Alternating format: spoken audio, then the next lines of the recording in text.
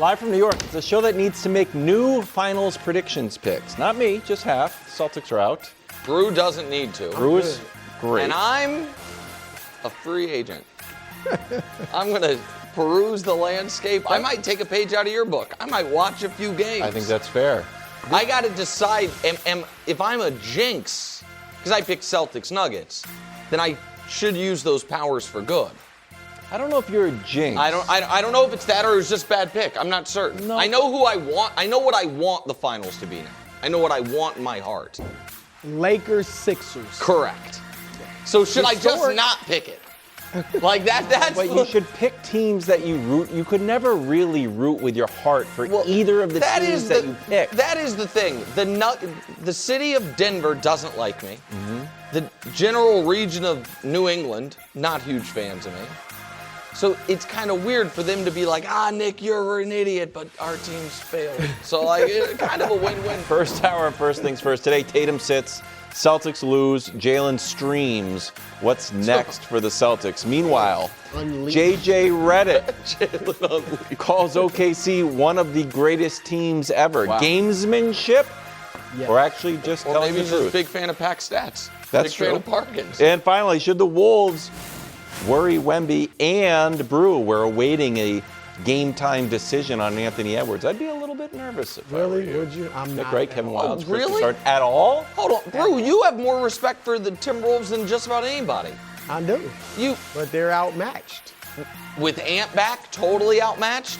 I like them, but they still missing DiVincenzo. I imagine Io played. Yeah. Expected to play, Hubs is telling me. We're moved on to expected to play. That's what Hubs just said? I mean, Ant makes it more interesting, and maybe they go 6. Maybe they go 6. Wow. Don't let Jaden McDaniels. But look, I hope Jaden McDaniels doesn't watch the show. It's on the board. Yeah. We start in Boston, Game 7 in the end of the Celtics season. Jaylen Brown had 33, but Embiid had 34. As Tatum watched the Celtics have yet another cold shooting night. Here was Tatum postgame. My recovery and comeback was going so well that how it ended, I didn't think it was going to end that way. Not necessarily regret. It's just unfortunate, right? I worked really, really, really, really hard to come back in the fashion that I did and play at the level I was playing at. So for it to end the way it did was, a tough pill to swallow.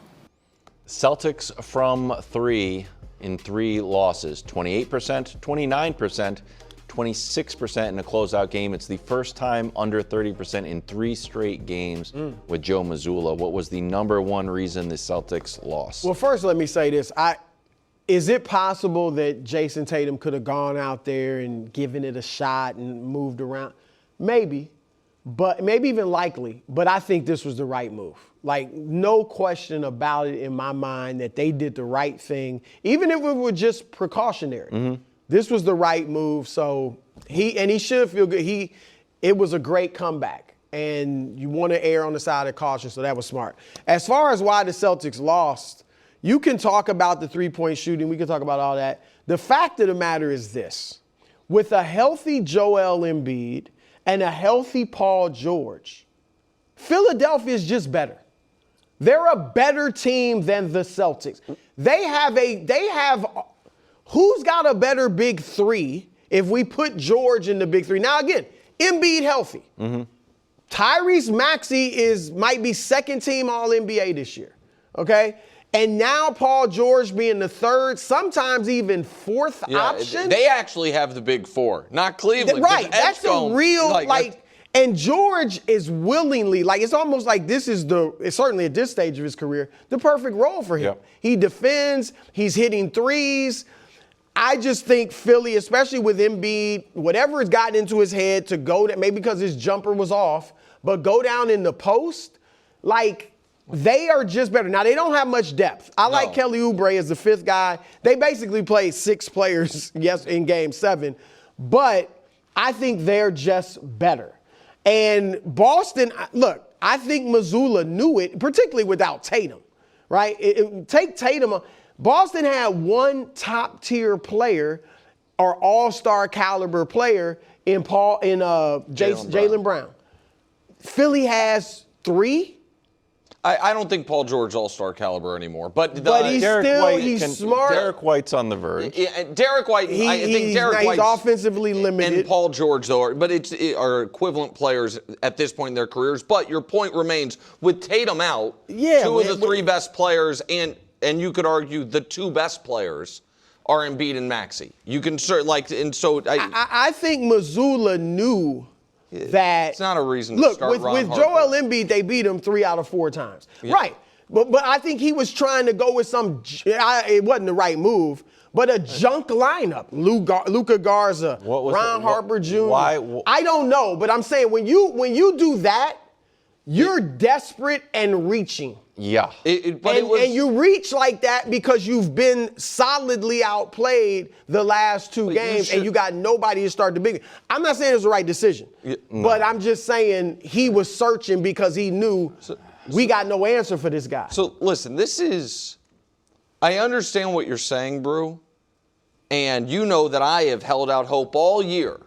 Like what Philly's been if they're healthy. Yeah. I mean, none of us thought they would ever be healthy. And then when it looked like maybe they're getting healthy, it's like, hey, guess what? Appendicitis, get out of here. And even every game you watch Embiid, you're like, oh, did he get hurt? Yesterday I think was he got 4 hurt. times. Right, and so all of that. So I agree with you about Philly's top-end talent. But I also think that is, to a degree, letting Boston off the hook for a blown 3-1 lead. And in my opinion, a blown home Game 7, where in the 4th quarter, it looked like Philly was going to be caught at the tape like the leader of the Kentucky Derby was, that they had run their best race for 42 minutes and they were out of gas, and then Boston couldn't kick at the end because they couldn't make a shot. All of that changes if Tatum plays, obviously. At least I feel like it does, and I feel like that changes dramatically who the better team is and all of that. And I have a number of criticisms for the guy who's about to win Coach of the Year in Joe Mazzulla. One of them is the stylistic thing that we're going to get to later. Another one is starting a lineup in Game 7 that had played 0 minutes together all year. They had never been on the court together all year. And the last one was because we all were amazed at how well Tatum was playing. Yep. What none of us knew was that he was saying, and my one leg's bigger than the other still, that I feel like I'm not yet at 100%. Mm-hmm. And I think one of the reasons, at least I wasn't considering that, was because his coach was using him as if he were at 100%. Since the start of April, until the game he got hurt, he's 5th in the league in minutes per game. And it's the opposite of what the Spurs have done all year with Wemby. Healthy, you know what I mean? And that's generally their philosophy dating back to Pop. I understand it, but it felt like they shouldn't have needed to press the Jason Tatum button as much as they were. They did, and because of that, or at least in small part, I think because of that, he ends up being banged up for a Game 7, and you cannot ask him to go play a Game 7 where the other Achilles is sore. No. Because as great as this recovery is, if he were to have played and hurt the other Achilles, that is a career, at the very least, altering event, if not ending event. So that part I thought was a mistake. And the style... Philly's doing the same thing with Embiid and all those guys. They're playing huge minutes. But Embiid's other appendix. No, but I'm just Embiid in general. No, agree. But none of those guys are coming off a catastrophic injury, and they have no other options. Boston, what was so bizarre to me about Mazzulla panicking with the starting lineup, you could argue there's no team in the history of Game 7s that should have been more prepared to go into it without its best player than this Celtics team that played all year without their best player. Yeah. It's not like, oh my God, what lineups can we do? I don't know. Any of the lineups you used all year long. And then there is the style part, KW, which is come on. You can, the final 5 minutes of the game, it's a 1-point game with 5 minutes left. Yes, you go cold, but it's also 0 for 9 from 3. And I don't care that they were good looks. I don't. Philly wasn't scoring for long stretches. That is incumbent upon Jaylen Brown to get to the basket and get fouled. Or get to the basket. Some of them are wide open. Now, they looks. shot, I think, 33% on open threes throughout the series. So they were just missing. But sometimes you just miss, and sometimes it's just not your day. They're just not going down. That's a jump shot. And that's what the win. Here's my frustration. Because this keeps happening to Boston. So wins and losses in this series, they shouldn't in round one, it'd just be like, well, when we make them, we win. When we miss them, we lose. That's what it is, though. And it is why that graphic is why this next graphic exists. It's why they now have 3 stunning playoff losses. Stunning. Just massive favorites where you're the higher seed. You lose to an 8 seed in the conference finals, get dusted by the Knicks last year because you blow games 1 and 2 because you won't stop shooting threes up 20. And then this series, you're up 3-1. Yeah. I know Embiid came back, Brew, but up 3-1, you should be able to find a way to win a game. Up 3-1, you should win. But they would not have been up 3-1 had he been able to play the whole series. I agree with that. They won 3 or 4 with him. I hear you, because at the end of the game, play basketball. I'm sorry. Just hunting and shooting threes, it's not hooping. Hooping is, I can take you off the dribble. I might shoot a mid-range. I might go all the way to the cup. I'm going to, whatever the defense gives me, I might post. Yeah, we might take a 3. They are playing, look, Mazzulla was my vote for Coach of the Year. But I want to see, I know he can coach. But next year, I'm assuming they're going to, show us you can do something more than just play to the analytics and have your guys shoot more threes than anybody else. Okay, you think he's going to change his philosophy? Because he's been very successful. This is a crapshoot. This is a crapshoot. That's what this is. Nick just showed the graphic. I mean, it's all. I don't know. Jump shooting is what the saying used to always be. Jump shooting teams don't win championships. Yeah. I know it's changed with the 3, but it's a crapshoot. But I would remove the very from Mazzulla's tenure. He's been successful. I think he's over. They won a championship. Is nothing special. And that makes it definitively successful. Okay. He's coached 4 years. They won a championship, and they had 3 really awful postseason defeats. Not a single, you are a huge favorite to go back to they went to the finals with Udoka. Yeah. You're a huge favorite going into that series against Miami to go back. You fall down 3-0. The next year, you win a championship again and crush everybody, and they're awesome. The next year, you're a huge favorite to defend your title and certainly make the conference finals in a wide open East. You lose to the Knicks. You go down 3-1 in that series. This year, you're a huge favorite to win the conference.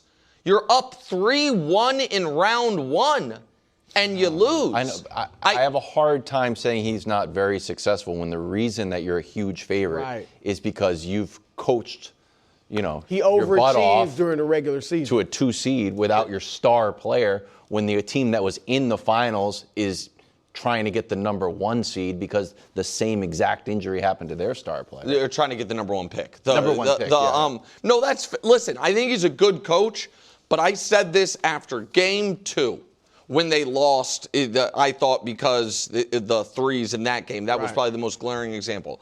I said that if I were Brad Stevens, if they were to lose this series, I would have a long internal discussion about, are we doing ourselves a disservice when we have Tatum and Brown at building this style of team and playing this specific style of ball? Are we have 2 switchable, athletic, awesome wings. Forget what we had to do this year to get by without Tatum. Yep. That's one thing. But moving forward, do we need to pivot?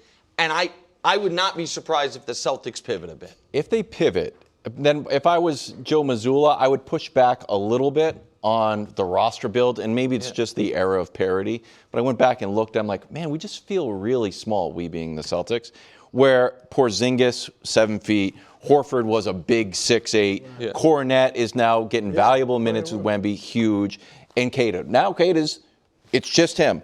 And Garza, who plays a small 6'10", and Vucevic, who was stapled to the bench. So the roster has changed and plays small and plays very three-centric. All right, Jaylen Brown took to the old streaming world. He has a theory on why the Celtics came up short in Game 7. The refs. Here he is on the refs, Embiid, and where he ranks this year among all the years he's played. They keep saying like this push off and this stuff like that. You know how many players do that? That is such that's the common play, a basketball play. Every player does it. So why are you targeting me? They clearly had an agenda. And I've actually spoke to some refs and they said it was agenda going into each game. So anytime Jaylen brings his arm up, just from reputation, just call it. This is just my personal opinion on basketball. Some of y'all might disagree, but argue with your grandma. Flopping has ruined our game. Joel Embiid is a great player, one of the best bigs in basketball history. Flops. He know it. This ain't breaking news. That's just my opinion. I'm so proud of this group and the way we played. I wish we trusted that style of play a little bit more, but I know playoffs kind of shifted our rotations and what we wanted to do.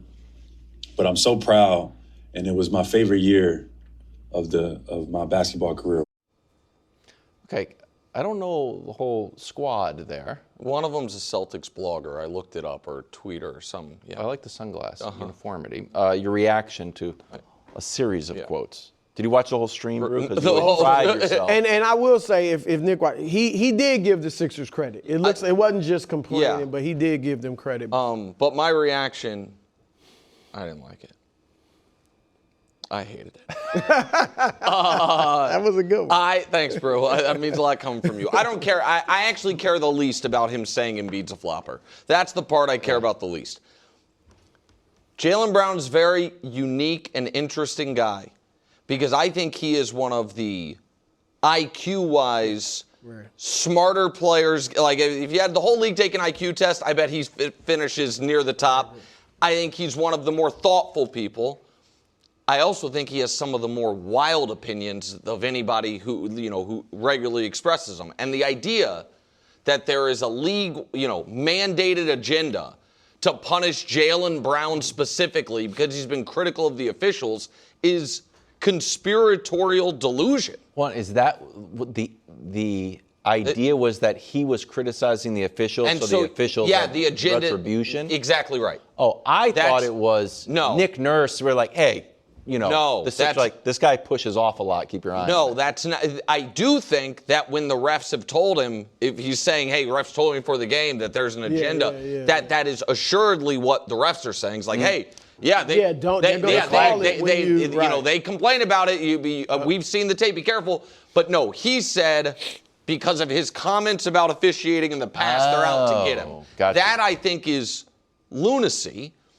Lunacy might be too strong, but that I think is not accurate. And he flew very close to the sun all year, talking about how much fun it was this season, about when he was posting their record this year compared to last year, and about all of it, which was he seemed to, and I don't blame him for this, but he seemed to really enjoy being the number one option. And I find it noteworthy, Brew, that a player who has won a championship and been a finals MVP said this year, where they went out in round one blowing a 3-1 lead, was the favorite year of his career. Yeah. And that's another thing that if I am the Boston Celtics this summer, when I am talking about team build and pivot and anything like that, that is a topic of the conversations. Well, look, there was a lot there. And some of what he said was true. Embiid does flop. Yeah. He's not the only one. There's plenty of guys that flop. And he went way too far with ruin the game. Yeah. I think I would argue, and I think a lot of people would argue, and ruin's too strong, but shooting a ton of threes when you can get other shots, I think is a bigger nemesis to the game than flopping. I mean, we've been flopping, people have been flopping for decades and stuff. So, and I don't think it's to the point where it's just, out of control. So I think that was, overall, this looks bad. It makes you look like a sore loser. Correct. Right? And again, he did give the Sixers credit for playing hard. Embiid, he talked about how great he was coming back. They had no answer. But people are just going to look at snippets. And it really does look like you're a sore loser. I agree with you how smart he is. I love the things he does off the court, Black Wall Street and all that. But this is a bad look. As far as the best favorite season of his career, he should have, you're right, even if you don't mean it, you should say, well, the favorite season, of course, was when we won the championship and all that. Correct. And he was finals MVP. Yeah. Now, look, I get it on some level. And maybe if he had put qualifiers in, it would have come off better. Look, who doesn't want to be the man? He has been almost every season. Remember how often his name was in trade rumors? And I don't know what his relationship is with Tatum. But the thought was Tatum wants Durant. And you know who's going to have to be traded for us to get Durant? Jaylen Brown. They've always. And for him to go from a, good all-star player to skyrocketing career highs in every category and an MVP candidate and probably first team All-NBA, I get it on an individual level where definitely. It's this was great, but like you said, I don't know how Tatum will take it. Tatum might take it poorly. A lot of other people are going to take it negatively. It doesn't look good. Really? And maybe he doesn't care. I don't know what their you said relationship his name has come up in trade rumors before. I think his name will come up in trade rumors this summer. And I don't think I'm not saying because of this stream. I do think that I think there is a 1-for-1, it works and it's easy trade of Jaylen Brown for Giannis that is interesting. And then there is also, if you think, well, why would Milwaukee might want to just rebuild, there is a pretty easily done Atlanta sends Milwaukee a bunch of stuff. They get Jaylen Brown and Giannis comes to Boston. That's interesting. Look, I think Jaylen Brown is great.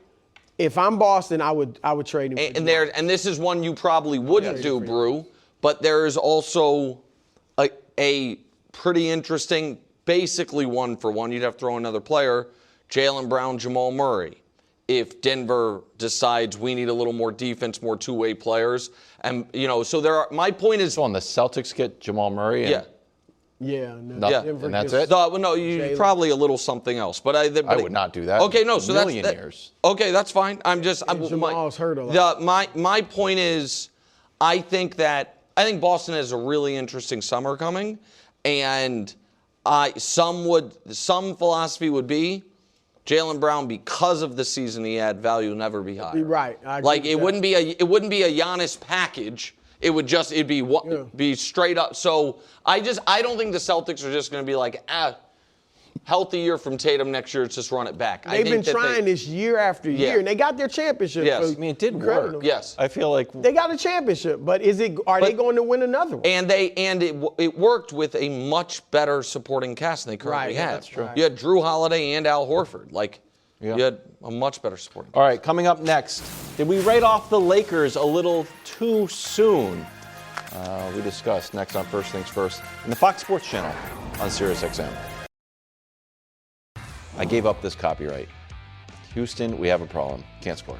LeBron had 28. The Rockets team had 78 in a pivotal game. 78, bro. Yeah. I heard. LeBron dispatches of a Houston squad that flirted with making history, but not really close in the end. Here's J.J. Redick. They flirted with him. They whistled from across. I'm a big believer in life that you should celebrate every victory. You should celebrate small wins. For us to be written off a few weeks ago and to win a playoff series is a big deal, and it speaks to the character of our team and the leaders of our team that they didn't let go of the rope. What did LeBron and the Lakers prove? That Brew and I's analysis was exactly correct. LeBron was never going to let this happen. It was really as simple as that. Yeah. And I understand he's old, and I understand the Lakers are injured, and I understand they're not a perfect roster. I get all of that. But every playoff series LeBron plays could be his last. Yep. And there was simply no chance that the way his NBA postseason career was going to end would be being on the wrong side of a 100 and teams up 3-0 or 168-1, and the one is LeBron.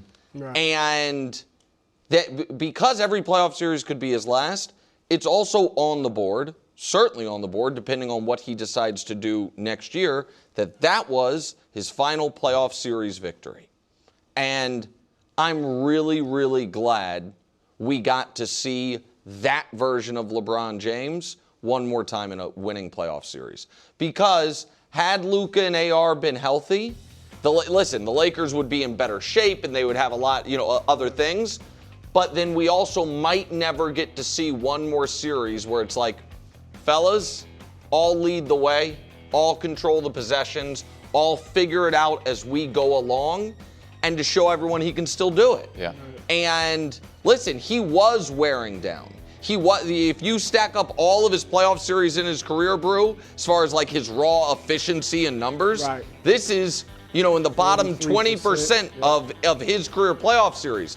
And yet he still led everyone on both teams in points, led everyone in both teams in assists, led the whole league in memes from the moments of the playoffs throughout. And it is extra gratifying for folks that either like LeBron or have rooted for LeBron, how excited certain corners of the internet and the media were once the Rockets got that second game. And just you could frothing. I'm not talking about KW because I don't think KW won none of those. No. KW would if he was. I'm not talking about Rockets fans. But as far as a creative exercise, it was interesting. Yes, we discussed it. No, I really wasn't talking about you. Folks that just relished the idea that it could end like this. But it was never going to end like this because LeBron wasn't going to let it, and the Rockets weren't going to let it because they weren't going to win 4 straight must-win games. No, I agree with all of that. I think LeBron proved that at 41, he is still a very good to great player.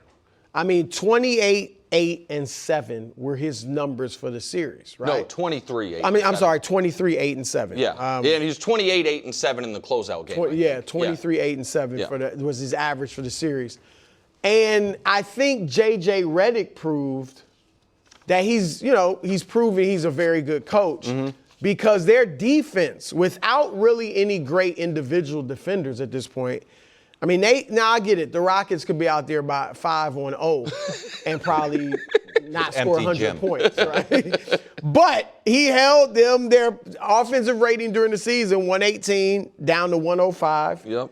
Points per game during the season, 115 down to 98. I get it. Durant wasn't there. But JJ came up with some things that confused the Rockets and they're deep. You said it, held them to 78 points in the closeout game. So he did a good job with that.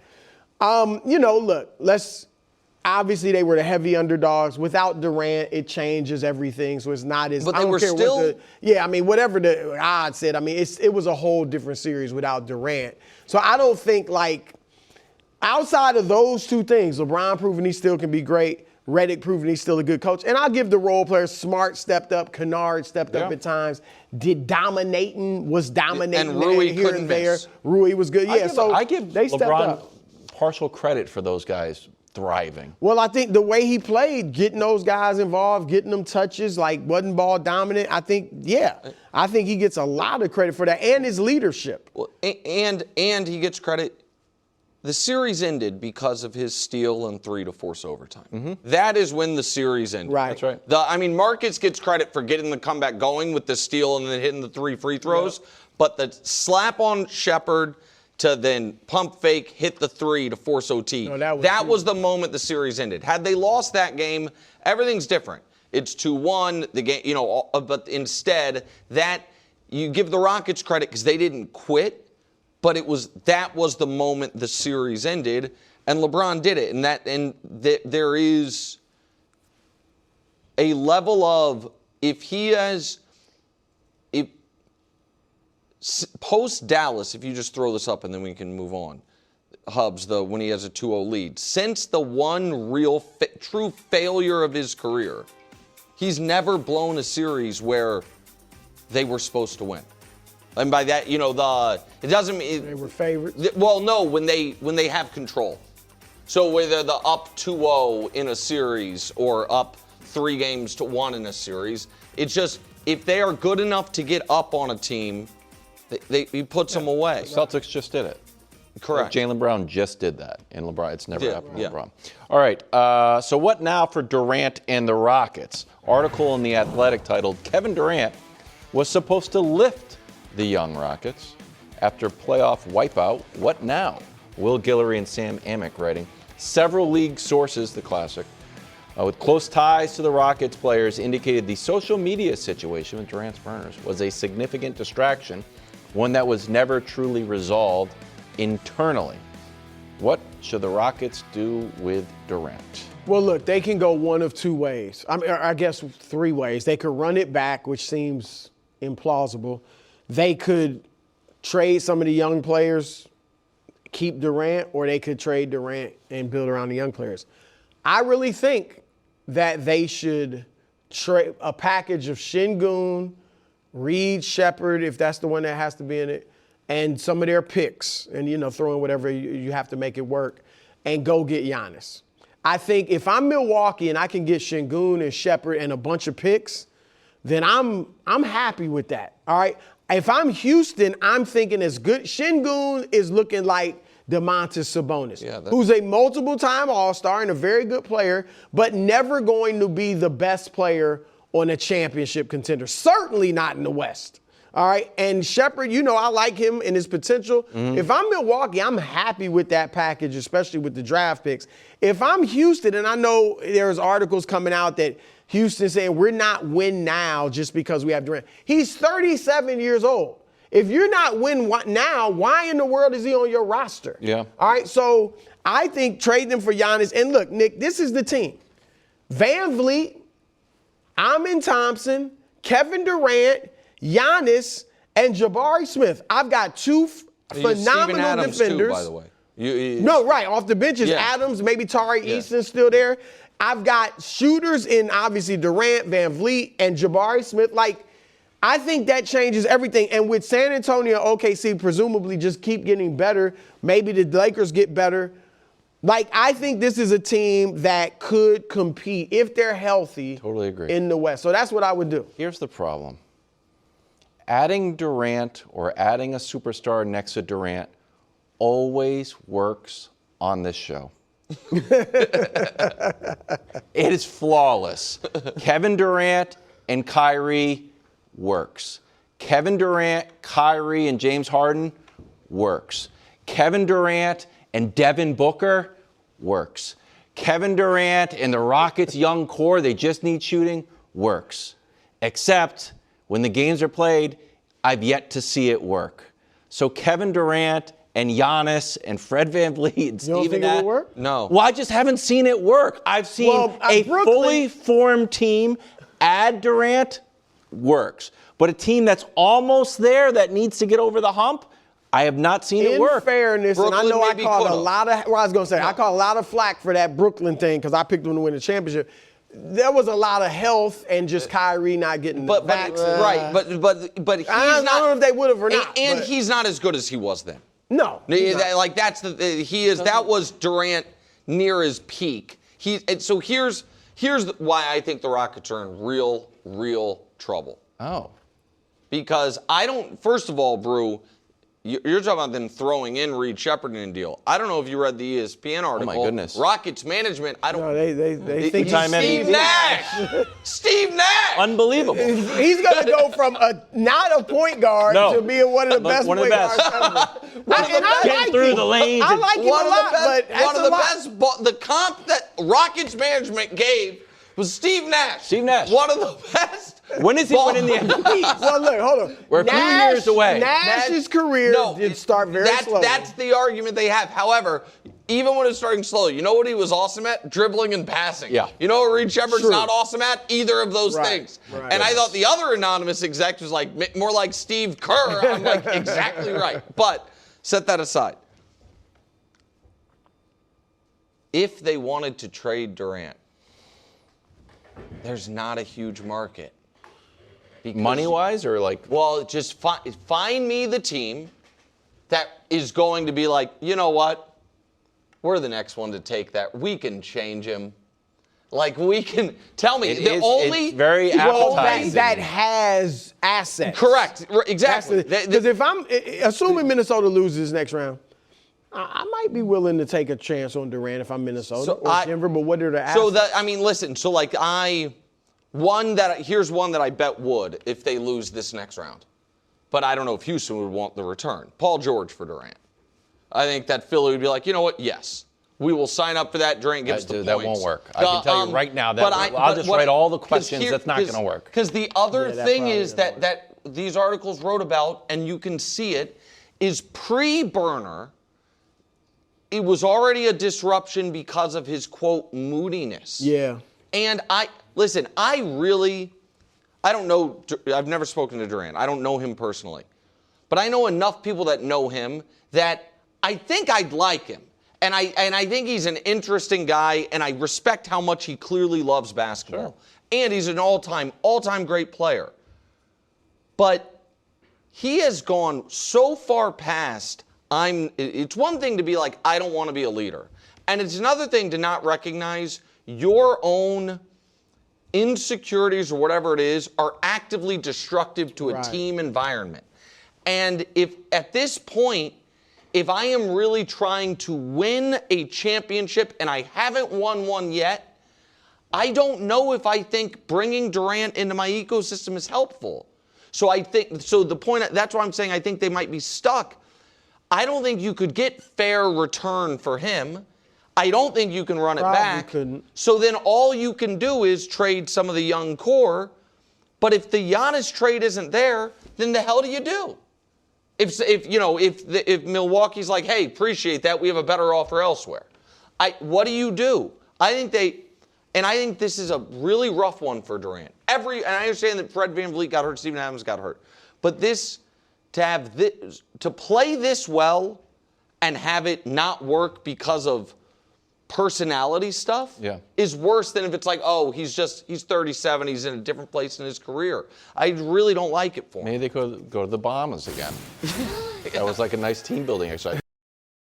All right, headed back to basketball. As for the Sixers, they get their first playoff series win over the Celtics since I was literally in preschool, 1982. Yeah.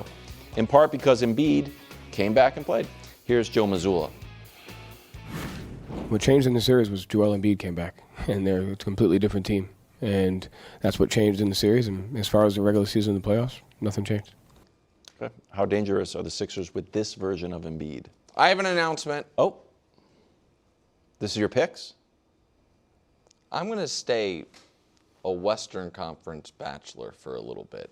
Because I know where my heart is. I know what I want to happen. And I just want to steal game one and have the ability and believe Luka's coming back and just be able to go with it. You don't have to do this right now. Is our Flowers coming out? No. If Embiid stays healthy, the Sixers are winning the East. And again, that's a big if. That's not a big even if. healthy I'm when hoping he's healthy. I just mean if he doesn't miss games with injury. By the way, that is a soft prediction, and I get no credit if I'm right because I was wrong. So and I'm putting a prerequisite on it. So I won't be patting myself on the back. I'm right. But my point is, I think the Sixers, as presently constituted, are the best team left standing in the Eastern Conference. I saw nothing, and we'll talk more about this later, in round one from Detroit or Cleveland that made me feel good, and I think Philly is a really tough matchup for the Knicks because the Knicks built a team to guard Boston and have no one to guard Maxey. Yeah. And so we know Embiid for some reason, I don't even remember what started it, but Embiid and Towns have this weird beef. That was back when Towns was in Minnesota. Yeah, it was 7 years ago. It was like Instagram stuff. Was it because the Cat said he was the best shooting big man of all time? I think it predates that, to be honest, because this is like 2019 is when it really got going. Yeah, I feel like more of the fire is coming from Embiid. Yeah, it's not good for me. And so I just think that I think they're super dangerous. And the fact that, Brew, do you agree with me that Embiid, even healthy, is their second best player? I love Max. That's a great point. The thing is, Embiid is so unique in today's NBA. Yeah. I think that's because I probably would say Maxi's their best player. Really? Well, because Embiid's not the defender that he once was. No. When Embiid was an awesome defender to go along with the scoring, but now he's just. I think that Celtics series. Embiid was the difference. He looked unstoppable, and part of like the Celtics were shooting a lot of threes. I think they were a little intimidated of going down there. So, once Jalen's dunk got blocked, he's like, all right, I'm going to take. But either way, Brew, and then I give it to you, this point applies. If Tyrese Maxey is your second best player, or if healthy Joel Embiid is your second best player, that must mean your team's pretty damn good. Yeah. And Paul George is playing great in his role, and Edgecombe didn't look scared in a Game 7 as a 20-year-old rookie. So, you're right about what you said earlier, Brew. They play 7 guys. Yeah. It's those 4 plus Grimes, Oubre, and Drummond. That's it. The other guys, people don't even know their names. No, you can't. And so they can't. It's not only Embiid's got to stay healthy. They can't really suffer any injury, which is tough. And but they're I playing think a lot they of are minutes. right. I think they're the most dangerous team in the East now. I really do. Yeah, look, I think this Knicks series, and I picked the Knicks to beat Boston in our pre-playoff picks and get to the conference finals against Detroit. But I think, I said last week, if I'm the Knicks, I'm pulling for Boston. And I think if Embiid is healthy throughout this series, and I mean like he's as close to 100%, all of the scares in Game 7 notwithstanding. I haven't seen him look this healthy in years, because a lot of his, people talk about that last playoff series against the Knicks when he averaged, I think, 33 points. But he was was that when he had Bell's palsy or? 2 years ago he had Bell's palsy. Yes, I mean, he just physically, he didn't seem the same. And he looks great. I mean, he looked, got banged up in this game. But if he's this healthy, I do think they're going to beat the Knicks. I think 6 or 7 games. Now, it's a big if he's healthy. I agree with you that I think the Knicks, this is the tougher series. Cleveland has talent, but we all know their issues. They're kind of soft. Harden and, Mitchell hadn't played well in the playoffs. Detroit, I talked about Philly's lack of depth. Detroit doesn't really have depth either, obviously. Detroit did not look impressive in round 1. And I think they'll learn from that series and maybe be better against Cleveland, but I could see Philly beating them. The place I see, so the question is their ceiling. If they were to win the East, I think their lack of depth, assuming it was OKC or the Spurs, those teams are so deep. And when they put in their second units on the perimeter and they're defending and shoot, there's really no drop off. Yep. And that's where I think it would really get to Philly, their lack of depth. But I think they could win the East. You're pretty optimistic about Embiid's health. I saw that's him totally, go to the locker room. Totally then he was getting stretched out like a stretch I've never seen in my life outside of Pilates class. He had a huge wrap, and then he got his knee banged into twice. I think he asked out of the game, and Nick Nurse was like, no, and then he did leave the game. So that's as healthy as ever seen him to get through this series. No, but I'm rooting for him. But do you agree with us though? Do you agree with us that if he's healthy, but I just don't think it's realistic. I just don't think it can happen. I never thought he would be back the way he came back. I mean, and the thing is, listen, the knee stuff concerns me, but we know definitively the appendix isn't going to come up again. It's such a weird thing. Why was he being stretched out like that? No, I think it's recovering from the incision. That's what I would imagine. It's an idealistic vision. I just don't think you can. No, I'm not betting it because of that. But what I will say is this, and again, sports doesn't always work in storylines, but sometimes it does. There have been so many years for Embiid and the Sixers where going into the playoffs they had incredibly high hopes and expectations, only to have the rug pulled out from them, sometimes because of injury, sometimes because of poor play, sometimes because of bad luck, whatever. It would be a little fitting if the one time they went in the playoffs with really no expectations. Like Embiid got appendicitis, were huge dogs. If this was the year, they finally made a conference finals. And this might be his last shot. I mean, but honestly. Any year could be because of the health stuff. So maybe he'll play through stuff. All right, coming up at the top of the hour, J.J. Redick calls the Thunder one of the best basketball teams of all time. Live from New York, the show that's about to pick the Lakers to make it all the way to the finals. They're not willing to do it. But going to pick them to win it. I mean, at this point. You're on the verge. I mean, I'll tell you. Listen, you know what? I will make an announcement. If the Lakers make the finals, I'll be picking them to win the title. I bet Brew would too. If they were to make the finals, they've gone through OKC or San Antonio. Yeah, I think. Or both, maybe. I think any team. I think same with Minnesota. Yeah. If anybody. Right. Whoever comes out of the West. Comes out of the West at this point. Now the Boston with Minnesota. If Minnesota got to the finals, yes. I'm not taking Minnesota. If they beat the Spurs and then say OKC. No, I'm not taking. What? Really? What? They will have beaten Denver, San Antonio, OKC. They peaked too early. They do that. They're winning the finals. They're winning. And maybe they beat the Wolves and the Lakers. Or maybe they beat the Spurs and the Lakers. They're not always just saying OKC automatically. It's not necessarily I'm picking true. OKC. I'm just letting y'all know. Well, we're about to do this segment here. Today, did the Celtics title window close? What the heck? Meanwhile, is Wemby on upset alert against the Wolves, who I just tricked Brew into believing? But right now, we're talking about the Lake Show. They're in OKC tomorrow night. Lakers are 15.5-point underdogs. It's a lot. It's a big number. It's a big number. That's a big number for a playoff game. Redick is leaning into it by comparing the Thunder to some legendary teams. Take a listen. We saw a stat in our morning meeting this morning, like of teams that have had back-to-back or even more than that, 10 or more better net ratings in consecutive seasons. You're talking about the 95-96 Bulls, the 96-97 Bulls, and then the 15 through 17 Warriors. You're literally talking about two of the greatest teams of all time. I said to a bunch of people yesterday, off-site, that were, talking about this series to me. I said, yeah, the Thunder are one of the greatest teams ever in NBA history. That's just the reality. They are.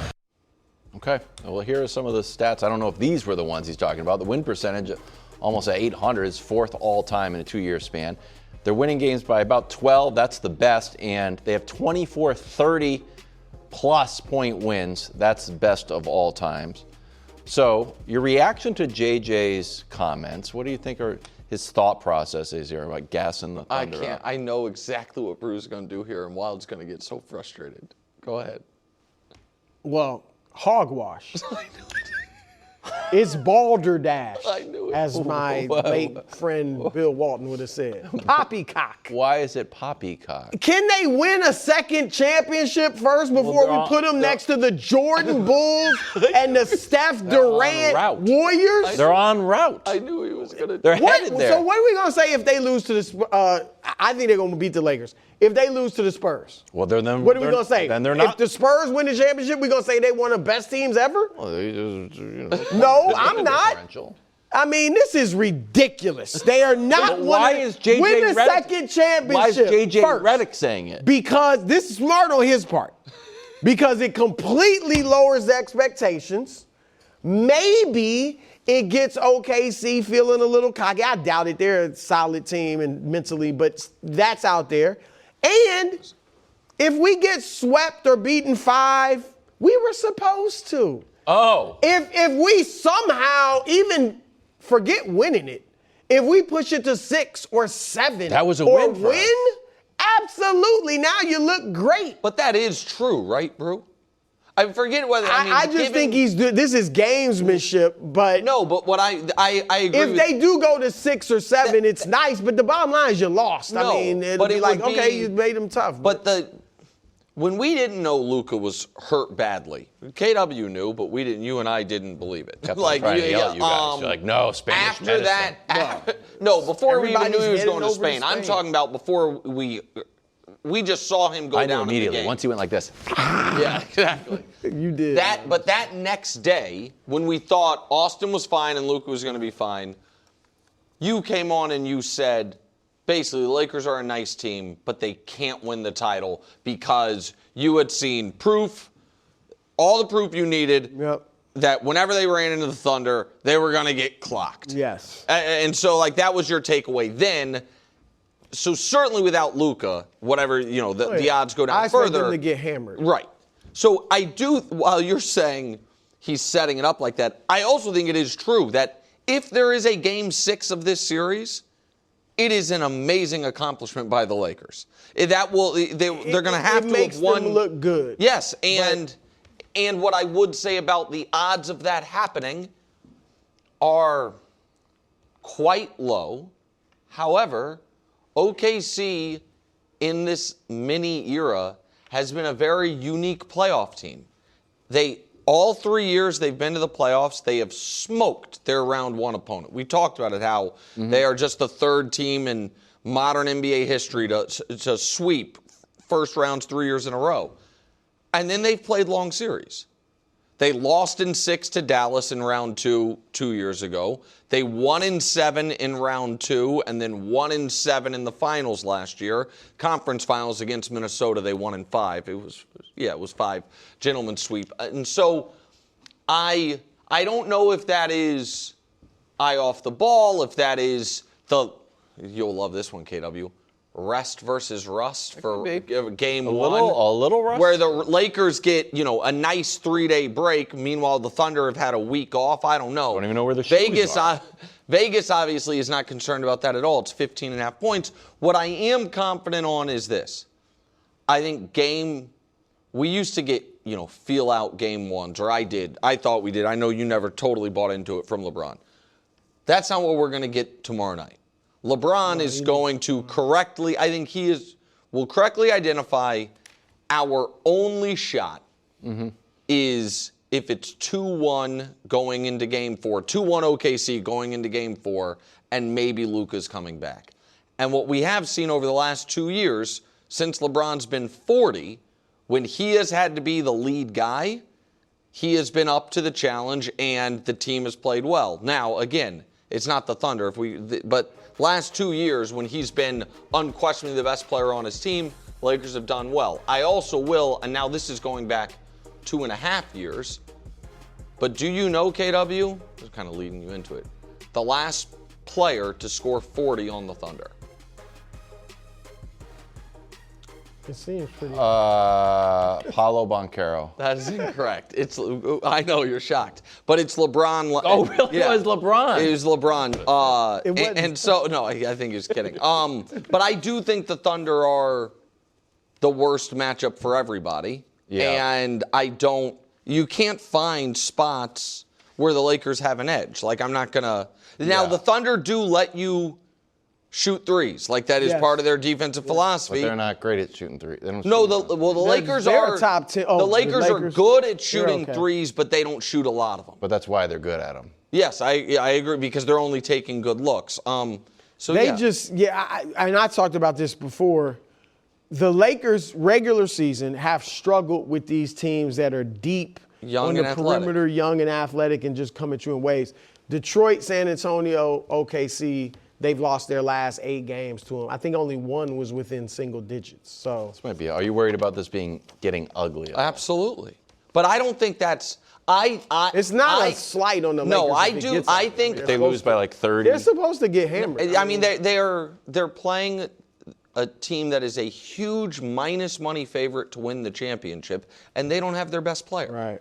So I think they don't have anything to lose. So correct. I do think that they are now in a house money portion of the postseason. Sure. Yeah, LeBron's playoff narrative has been written. Yeah, for 2026.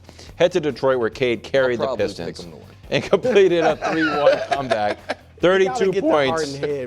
But probably a little too hard fought for a 1-8 matchup. Here's Cade postgame. Playoff basketball is a lot of fun in itself because it's so intense. It's so much on the line. But, the Magic, credit to them. They pushed us. They, really made us take a look in the mirror, like I said. And I think we got a lot better from this series. I got a lot better. I learned a lot about myself, learned a lot about the team. So, I think that this series really is going to set us up for, our next series, and I think we'll be a lot better for it.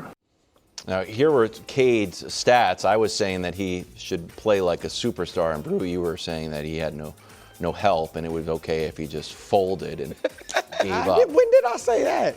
I said he's got no help, but my man Tobias. He played great. Tobias Harris. What did the Pistons prove to you? I'm going to make a statement. Okay. I'll be interested to see where you two are on Wow. this. Cade Cunningham, who averaged 36, 5, and 6, 5 rebounds, 6 assists, on 51% shooting overall, 61% from three. Now, he's not a great three-point shooter. 61% from three in these last 3 games when their backs were against the wall facing elimination. I think he has, in this moment, become the greatest American player in the league. What? It's him and Ant fighting for it. He's not better than Ant. No. Injured Ant as is? All I see is he carried a team to 60 wins, and then when their backs were against the wall, why were their backs against the wall? It was a 1-8 matchup. Fault. Not because he wasn't delivering. Not because he was not delivering, and all of us agreed. He did have 30. Yeah, he was. What did he average in the series? 32? 33. Yeah, 33 points. Yeah, 33. He had some And what 25. happened in Game 7 is he actually got some help. And then they ran away Still with an it. 8-1. I It's don't hard think for me he's. to- I don't think he's better than a healthy Tatum, and I don't think he's better than Ant. I mean, I'm not trying to take anything. I'm willing to concede that he and Ant are battling for it, but I think it's those two.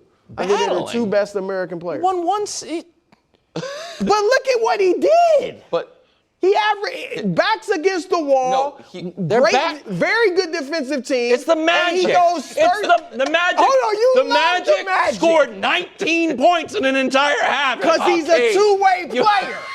He gets in you. They didn't score for 45 Brew, that's not clock why. time. Brew, we have to. I'm shocked the way y'all down. Well, I'm not down. I just didn't expect this to come. Ant's been in the You conference don't think finals. it's between Ant and Cade? No, I think it's just Ant.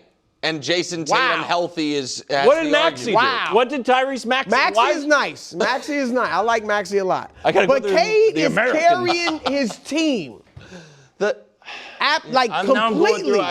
Completely carrying them. No, I agree with that. I wasn't ready for that. I thought Cade was first team All NBA, not Jaylen Brown. And I voted Jaylen. You voted Jaylen, right? So I voted Cade He's second. American. I think Cade is better. But so here's the thing. I'm glad the Pistons, who just extended JB Bickerstaff, good for him. Good for JB. Didn't have this awesome season end in just horrifying fashion.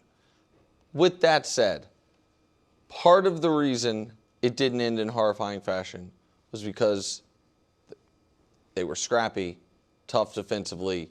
Cade was excellent. And the other reason is the Orlando Magic played, and I say this with no hyperbole whatsoever, one of the worst halves of televised basketball ever. Maybe you. Well, hold on. We just watched Atlanta. It was worse. They were worse. They were worse than Atlanta. The second, the second half of Game 6 was the. Can we put up the numbers? They were 4 of 37. Atlanta's looking at this graphic what?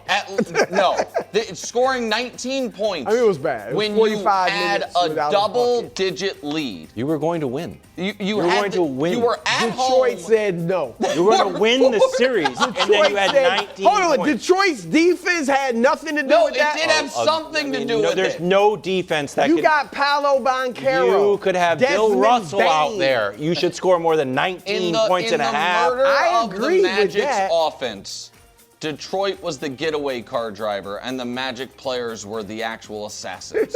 This was so again. I think Wagner, if he played the whole series, Orlando probably wins. I think Cade's not the best American. No, but Cade was balling. So do you? And you feel confident, obviously, with them against the Cavs. I don't think the Cavs or the Pistons feel great about round 1 at all. No, but I actually think the Pistons feel better. Like the Pistons feel like we overcame something.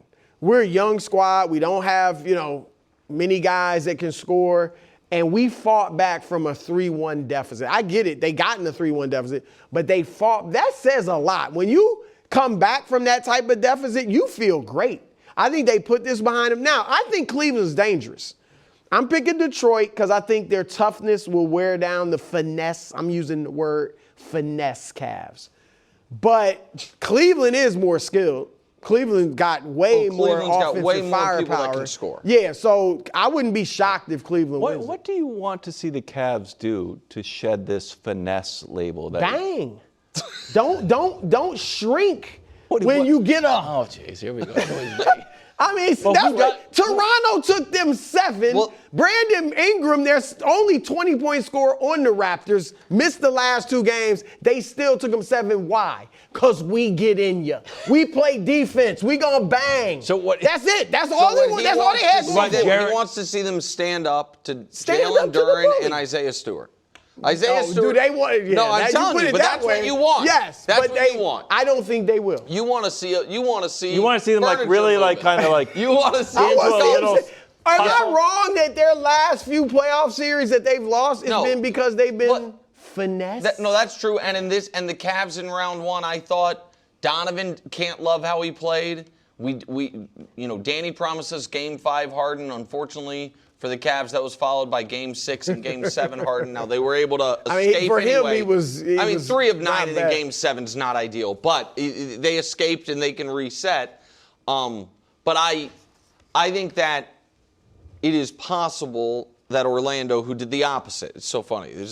Orlando's going to win. Jamal Mosley's fine. Instead, they lose. He's fired. J.B. Bickerstaff gets an extension.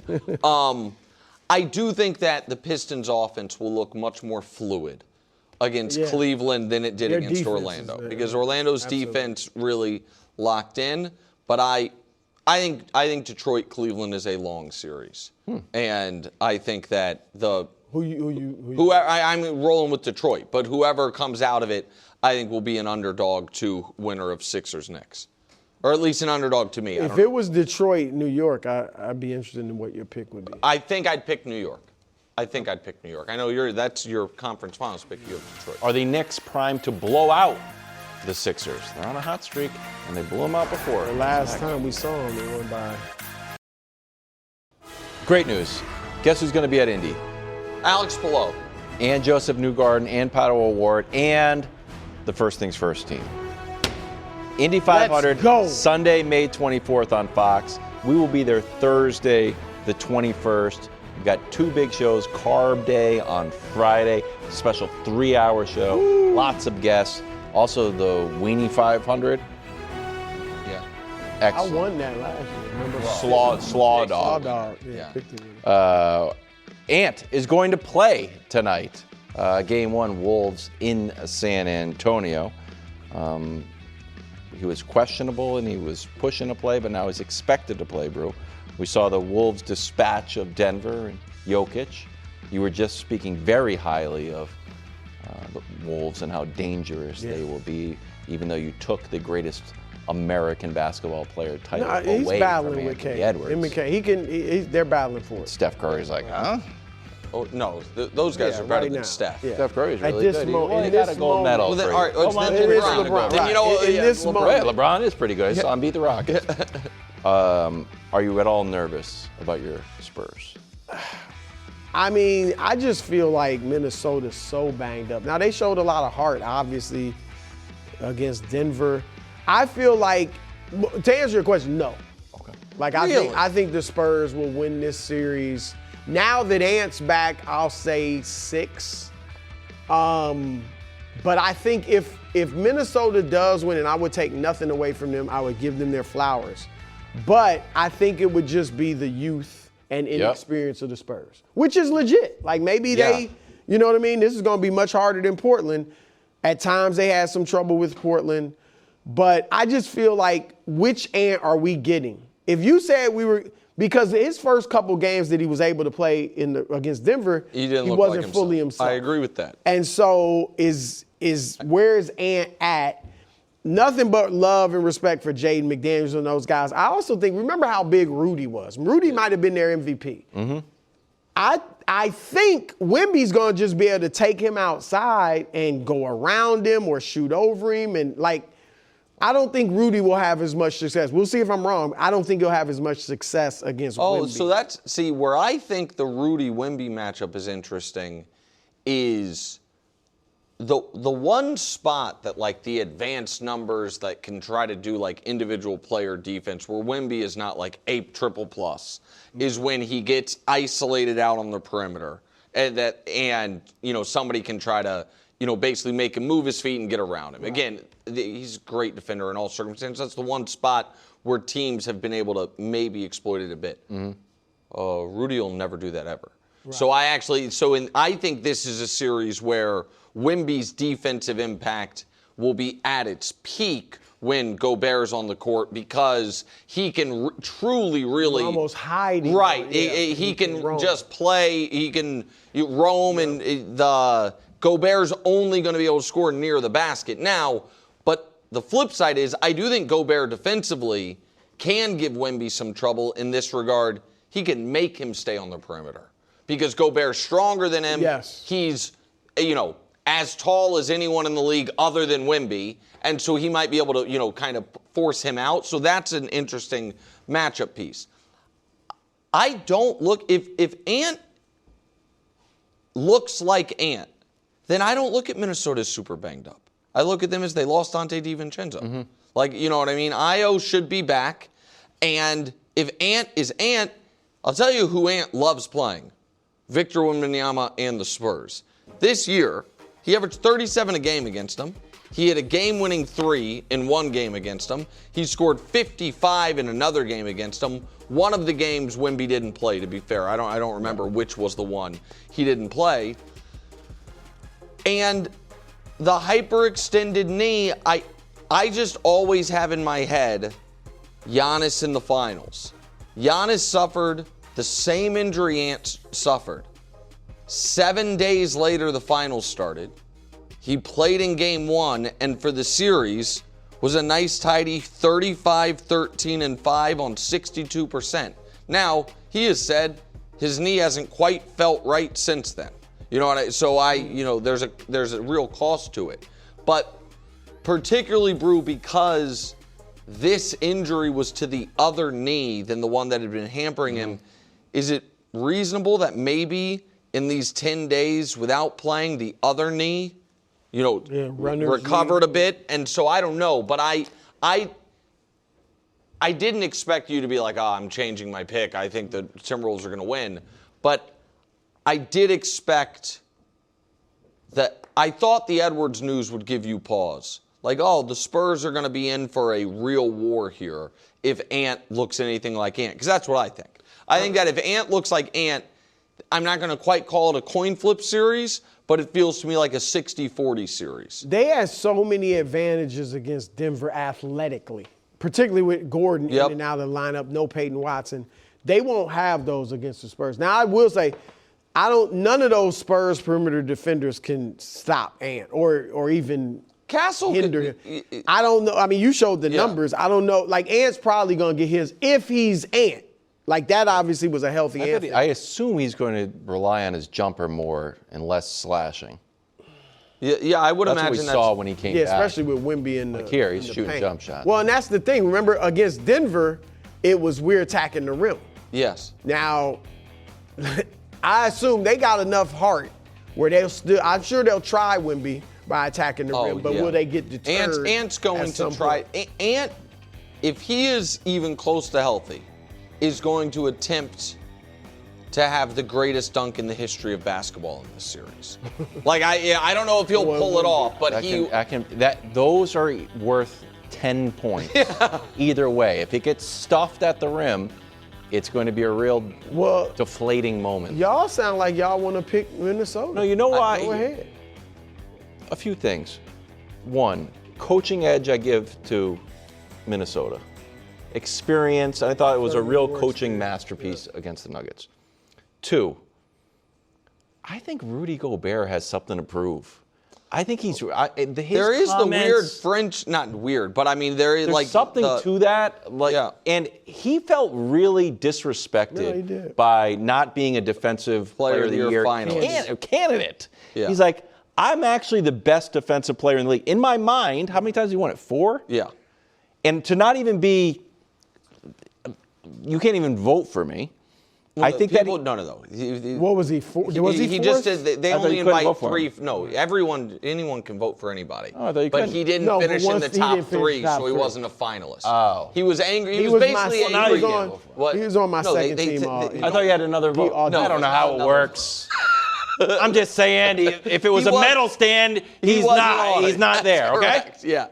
He was right. Asar Thompson. That is I think he's got something to prove. That'll be an interesting matchup. I mean, like I said, I think Wemby. I think Nick. Not only will Wemby can shoot threes over him, but he'll go around him. So, like Jokic had to back him down, and that obviously helps Rudy. I think Wemby will be. I totally agree with that. Yeah. I do have a question. You talked about that Ant versus Cade kind of battling for best American player. Best French player on the line in this series?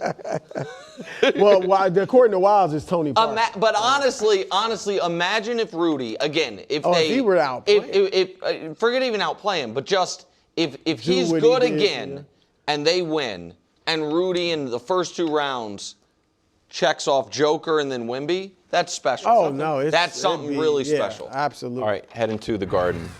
Philly coming off an emotional Game 7. Knicks coming off a game where they were up 60, ended up winning by 50. Now, the last matchup before these squads was before the All-Star break. The Knicks beat the Sixers by 49, 138-89. There was no Embiid in that game, though. Is he the only one that was missing? I didn't look at everything, but I just... Josh, get in our ear. I wonder if Paul George played. Josh, I bet you Oubre played. Oubre definitely played.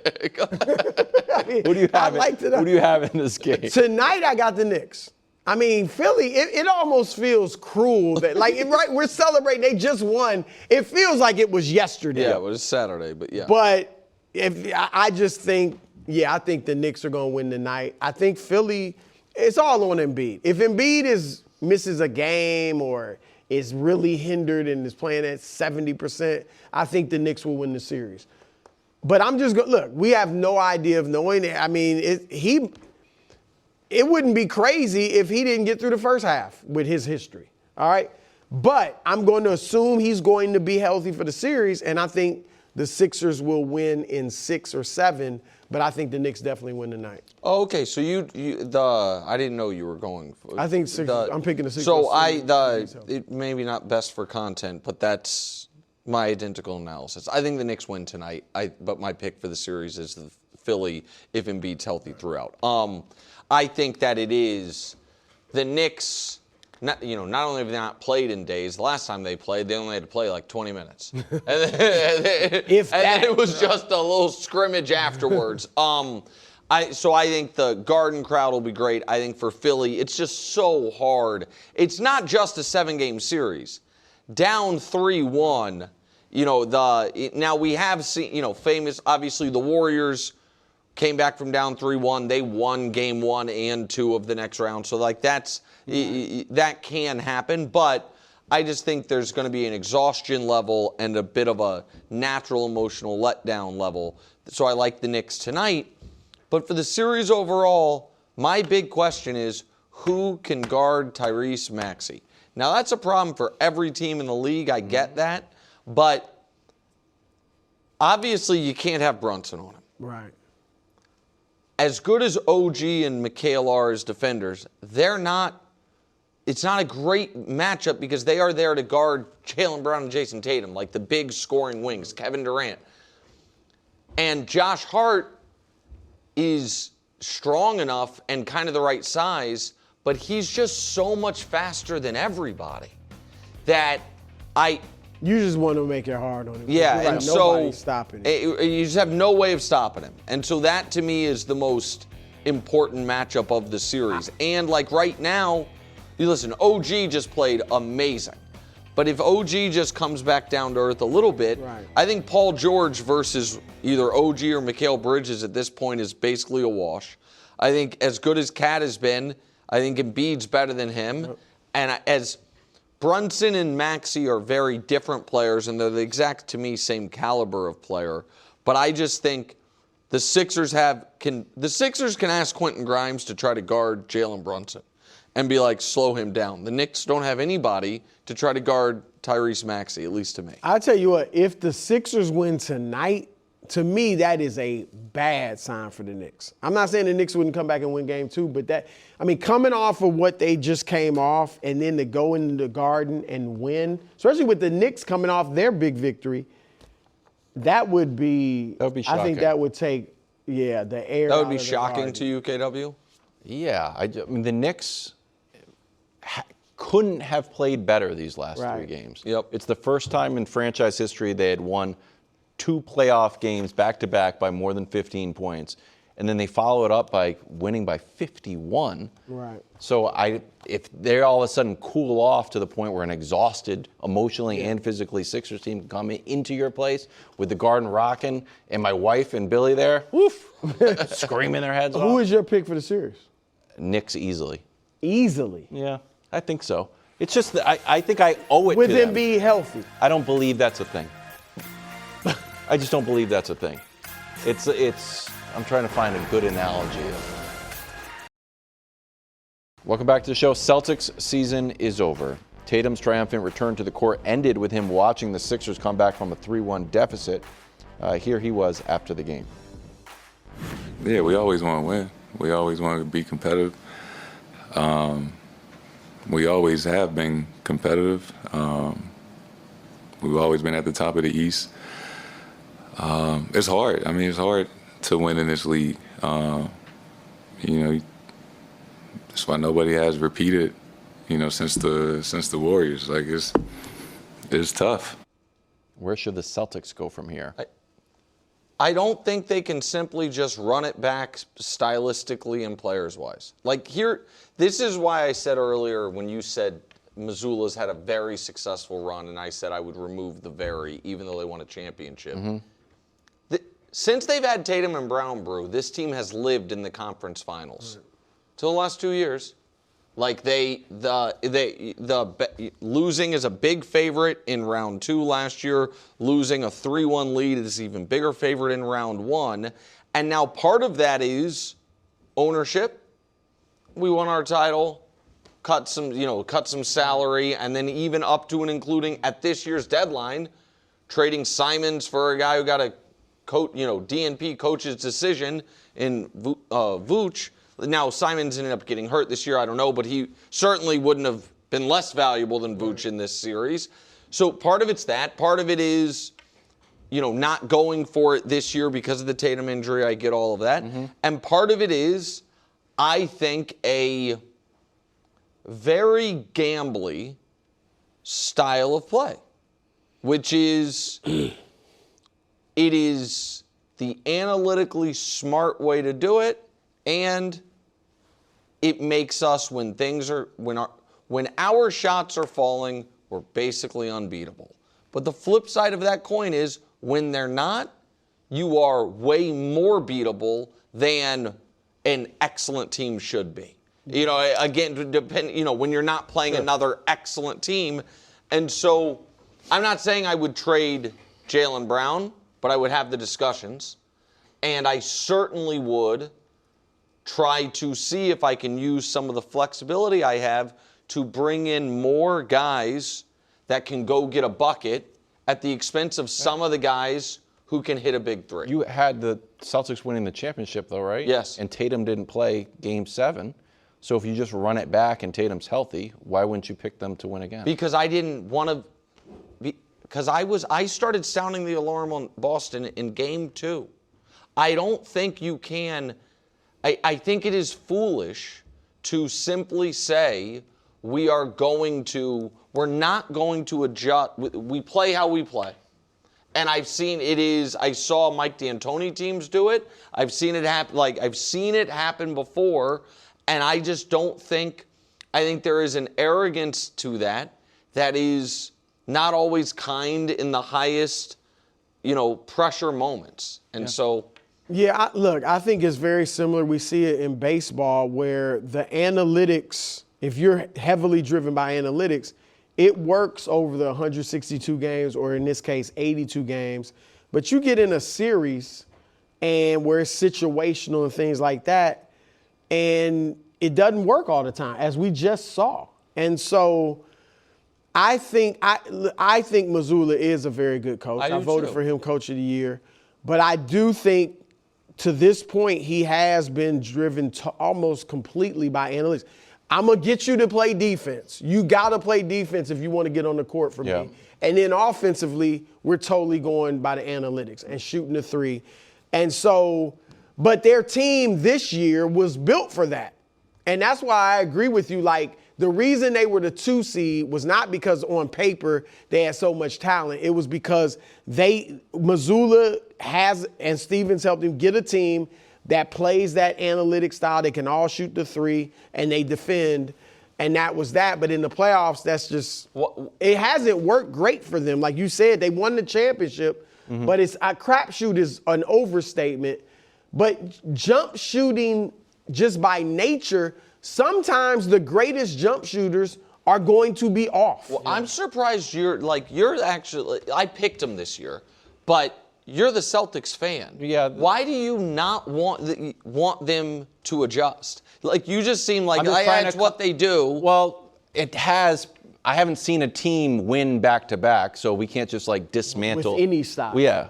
So I don't know what style you are supposed to go after. Nick's point is good. They're not even getting close a lot of these years. I also chalk this up to if this whole year is Tatum's Achilles year. But if Tatum plays and Tatum gets you 20 points, do they win? But maybe. I don't think it's, maybe they win. I don't think can it's I show you one thing? I don't even know if I have it. Sorry. It's just 4th fewest points in the paint in the regular season, 2nd fewest in the playoffs. I think this needs to be addressed. I don't know who you get to do this. Well, again, like who's like the big guy in the paint, or is it just like, hey, Jaylen Brown, attack the that's rim. the thing is, I don't have it in front of you, but you know who I bet was the league's leading paint scorer this year? Shea. I don't know if that's true, but you know what I mean? It's driving these days, paint scoring isn't giving it to Oakley on the block, but it's driving the basket. It's just a philosophy switch, and you don't need a personnel switch. Here is my frustration, because you say, I picked them. I did pick them. But I reject the idea that, gap year anyway. Nonsense. If Tatum hadn't come back, they were going to be expected to get out of round 1 once they were the 2 seed. I'm not talking about before the year, once they were the 2 seed. They were huge favorites to win the conference a week ago. And we feel like a blown 3-1 lead's not a huge deal because it happened twice this playoffs. It had not happened in 6 years in the postseason. It's never happened to the Celtics. It never happened to the Celtics. And so the point that I'm making is, first year with Mazzulla, they're a 57-win team. They need 6 to beat Atlanta. They need 7 and the game of Jason Tatum's life to beat Philly. 51 in a Game 7, the record. And then they get clipped by the 8 seed. They win the championship and crush everyone in quick order in those series, and everybody deserves credit for it. Last year, they lose in round 2, and this year you lose in round 1. I don't think you have to make it this up to the basketball gods. I think it's a great pitch to have if you actually are outmanned. If you are, if you play the Thunder in a series and it's like, we just got to go bombs. You're like a college, 3. If you're a 16 seed. Yeah, right. And so, but they're not a 16 seed ever in the East. And to not make the conference finals the last 2 years and to be this close to not having made it 3 years ago when they were down 3-2 to Philly. They're losing the teams their favorite yes, to beat. that part's weird. Maybe they win next year, though, doing the same thing. Like, 2 championships. Well, if they win next year, then great. But I don't. Right now, you would not think they're going to win it. No. Live from New York, first things first, overtime. What is the number one reason the Celtics were eliminated? Everyone hates the three ball now. Okay. Meanwhile, is anyone surprised that the Pistons beat the mighty Magic? Everybody counted my boys out, including me. Okay, I was going to say.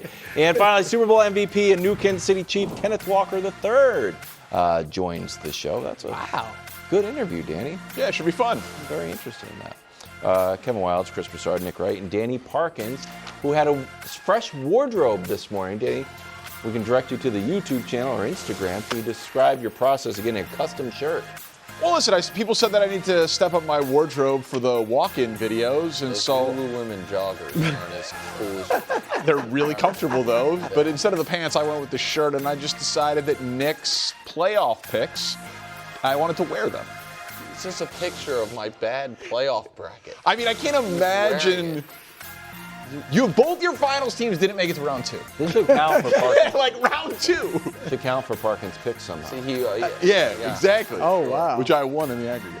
But yeah, it's just a thought, Nick. You know, want to get to the second round if they want to get to the third round and then the finals. You know that? It's a process. I didn't figure that one. Yeah, I got you. I'm right here for you, buddy. Celtics season is over. Tatum didn't play. Jaylen Brown had 33. Celtics were cold from 3. Embiid was unstoppable, 34 and 12. Here's Joe Mazzulla. What changed in the series was Joel Embiid came back, and they're a completely different team. And that's what changed in the series. And as far as the regular season and the playoffs, nothing changed. He is on the roster. It's not like he's added late. Danny, do you buy the... No, I'm sorry. I heard that before, and I didn't think about it. Joe, when the playoffs were coming, we thought Embiid was going to be playing. Like, the appendicitis came out of nowhere. Yeah. The idea, I don't know. I just don't buy it. The idea that, well, you know, they're way better than a 7 seed because Embiid played half the year. Like, you should have been preparing as if you might have to deal with Embiid at some point this playoffs, no matter what. But I think Embiid, I don't think anybody foresaw him playing at this level. But pre-appendicitis, you did.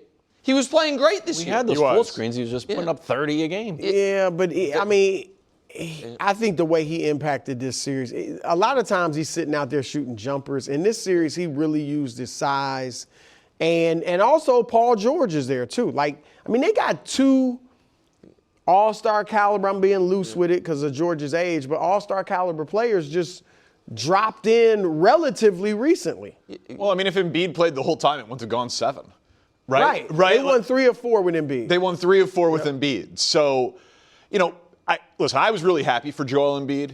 I've loved him since Kansas. I think he's had terrible injury luck, and he's an all-time great player who hasn't had the playoff success. So, like, guy fell into his knee in that game, and he was hobbling around and diving for loose balls in the fourth quarter. Like, now he's got a shot to go further than he's ever gone in the playoffs. Like, I was happy, and I do think he was a big reason. But allow me to join the chorus. Like, the biggest reason the Celtics lost is because the Celtics went Celtics. This is a total betrayal of your analytical mind.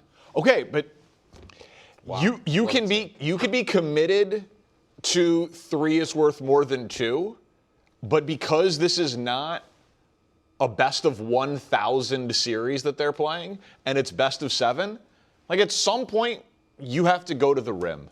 And Celtics fans are like, oh, Jaylen Brown drives. Let's just walk through real quick. I put 4 graphics together, some of which are similar to what you did earlier, Nick, but I think they put a little bit of a spin on it. How do you defend the most missed threes in losses in the history of the playoffs, except for last year when you missed more? Like, in the games you lost, now the Celtics have turned in the 2 worst shooting performances in your losses in the history of the playoffs. And in Game 7, you think back to that 2018 Rockets series that we talk about a lot, where they missed 27 straight threes. This was the 2nd worst shooting Game 7 in the history of the NBA playoffs. Before you go to your next graphic, I want to zero in on this, because what did the other 3 teams have in common here? They were huge dogs. Denver's playing OKC. Joker actually wasn't that good in that game. They're big dogs. The Kings, I don't know if they were literally huge dogs. I know Steph scored 50, but they certainly felt like big dogs against Not literally. Not literally. Okay, well, I didn't mean, sorry, literally. They weren't literally canines. The Rockets were without their second best player and playing maybe the most talented team ever. So those teams, at least, Danny, felt like this is our only way. Yeah. We're going to have to go bombs away. That's not the case. I don't. You can go back to your graphics, but that's not the case for the Celtics. I agree completely. And at some point, that was Game 7. All those teams were on the road too. If you go 5, 6, and 7, 93 missed threes in Games 5, 6, and 7. The most ever in the last 3 games of a series. So they were cold. They were not shooting well. And then the last one, and this is what offended the sensibilities as a basketball fan, lowest percentage of shots in the paint in a 6-game series or more in the last 15 years. And the Celtics logo is just littered throughout it. And they've done a lot of winning. And I know Jaylen Brown was on the stream, and we'll talk more about that later in OT. But I want to show you guys this play because it came up on his stream. He gets the ball in transition after a great play, and he hits Pritchard in the corner. That's the most analytically sound shot you can have in basketball. Other than the dunk, when you've missed 3 after 3 after 3, and Cade is rim running, and he's got Embiid beat up the floor. Yeah, they don't really run that like Luka to DeAndre in lob play. Like there it is, right? Yeah. But I get it. Pritchard has been awesome for you this year, and it's a corner 3, and you trust him to make that shot. But a dunk works too. Yeah, but here's the other thing. Also, if you're like, it's 2 minutes left in the game, maybe in our season, I'm not, with respect to Nimi Keita, I'm not putting the ball in his hands. You know what also can work? Jaylen Brown continuing that drive or pulling up from 5 feet. Because this is the thing. There is a real 3 is worth more than 2. Here's what's also true. The difference between a 1-point lead and a 2-point lead in the final 90 seconds of a playoff game is not nearly as significant as the difference between leading and trailing and what it does to maybe I said that awkwardly, but my point is the value of Philly is now trailing versus it'd be great if they were trailing. It'd be even better if they're trailing by 2. Right. The difference between that is minimal, and that is the piece of this that so many of those graphics, Danny, could be mostly the same with Boston just making minor, what I would call situationally aware adjustments. And again, I'm going to mix my metaphors here. We might one day get to an NFL where some teams, like we've run the numbers, you should never punt. Yeah. You know what I mean? Like you could see it coming. And a team be like, this is how we play. It gives us a huge edge.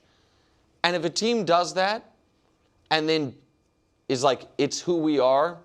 So, yes, we understand that it's the 4th quarter of a playoff game and we're up 17, but we don't punt. And we're, that's... We don't even have a punter on the roster. Right. That would be a mistake. And so I think that they were their own worst enemy. In a series, they had a 3-1 lead. And that the other team's, best player was coming back from injury, and I just think that was a problem, bro. And what a lot of old school former players say is, what's better than a missed 3? A made 2. Yeah. Because that's the math. Like the 3, get the 3, get the 3. Like you just showed, a dunk by Keita would have been effective in that position. Danny, do you view this as a line in the sand moment, super macro? 3's reputation took a big hit. It's throughout the playoffs so far. It's only been 1 round, but the scores have been a lot lower. The defense has been a lot better. It's almost gone back old school. Oh, you're saying about the style of play. If the Celtics are the poster team for shoot 3s and play defense and athletic wings, like that's the way to win in the modern NBA, and now it's been 2 back-to-back early exits. Is that actually a strike at the whole philosophy? I don't think so. The league is the teams that don't shoot a lot of threes nowadays are shooting about as many threes as those Warriors teams were shooting a decade ago. You know, like I think the toothpaste is out of the tube on that one. I just think you need to have a changeup and a slider to go with the fastball. It's totally fine if your fastball is shooting the three. Boston, they won, 57 games with Tatum out for the majority of the year? Boston's a great team. They didn't pivot. It makes me think less of Missoula, frankly, even though he's an awesome coach. I just think you have to be able to adjust and execute the series in front of you. Yeah. The other thing, we didn't even talk about free throws and foul trouble and all of that. Well, right. One of those was a long rebound to Maxi's on the go. Yep. So there is a lot of unintended stuff too. Do you want the last word? No, go on to the. I really want to leave time for this. This is my favorite part. This is my favorite part of the show. You want me to bring out the T-shirt? No. Okay. No, I don't. Okay. Lakers dispatched of the Rockets who couldn't break 80 points.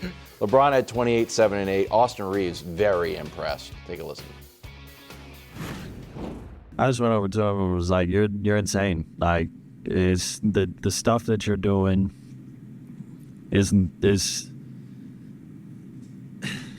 not normal. Like, especially with age, whatever. He's been in the league for 20, 30 years.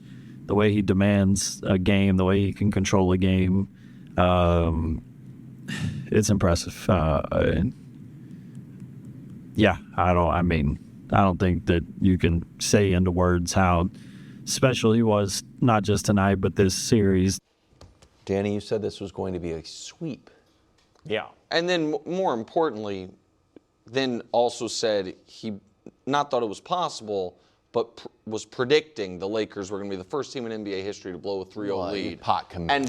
And Bruin my analysis of flatly LeBron won't let that happen was, I think the exact words he used on the air was facile and idiotic. I think he said that. I don't know. I certainly thought it. And so just to set the full table. Yeah, You regret underestimating LeBron. Yeah, I saw that going a little differently in my mind. Yeah. To talk about your all-time backfires, that sort of thing. It was, I agree with Austin Reeves. LeBron is ridiculous. And man, we've talked enough LeBron and Jordan over I'm not any sort of LeBron hater. I marvel at LeBron James. I thought that being without your two running mates, and I know Reeves came back, was going to be too much. And it very much wasn't. And I underestimated Houston's flaws because of how they finished the season. And I got this one very wrong. I had the Lakers getting swept in round 1. I now think they will be swept in round 2. Love it. By the Thunder. Love it. So I was just, exactly. Never wrong, just a little early. So you don't regret underestimating them? No, listen, man. No, you're just going to you flatly don't. Yeah. You just flatly was like, I got it wrong. You know how much I got it wrong. You just said, how much I respect LeBron. You know all these things. By the way, now they're going to get swept. They're not good enough to beat the Thunder. Well, and I don't think they're good enough to be competitive with the Thunder. Again, there is a big bridge between beat the Thunder, be competitive, and get swept. There's a lot of land that one can walk. Because not only do the Thunder have never swept anyone outside of round 1. They sweep people in round 1 every year, and then they have long series. And again, I don't necessarily think this is going to be a long series, but we saw, the Pacers take them 7. We saw Denver take them 7. Yep. We saw a honestly not great Mavs team beat them in 6. And we saw a Minnesota team, lose in a gentleman's sweep in 5. So I don't think you regret it. I think that you think this was more, and tell me if I'm wrong, an indictment on Houston than anything about the Lakers. Anything about the Lakers, yes. I definitely underestimated LeBron's ability to put a team on his back on the short rest and the turnaround late in the series. I fully... Oh, I forgot about that one. He was going to be exhausted in Game 6. He was. When they were down... In Game 6. Oh, no, not when they were up 3-2, you said they were going to lose. Yeah, I thought they were... Again, I got that... Yeah. I didn't come out of that overly impressed with the Lakers. LeBron, definitely... I think that's a very fair take to meet in the middle. The Rockets, man, scored 78 points. So hold on. That is pathetic. So wait a second. This is where I think we can't move the goalposts on something. Listen, Lakers might get smoked this round. But all year long, KW, when the Lakers, no matter when they went 14-3 in March, when they were healthy? What was your big concern about the Lakers? Why they weren't real contenders? That the defense is the defense an illusion. The defense is not good. That the defense wasn't going to be good. I still think that. Okay, so then there's nothing they can do.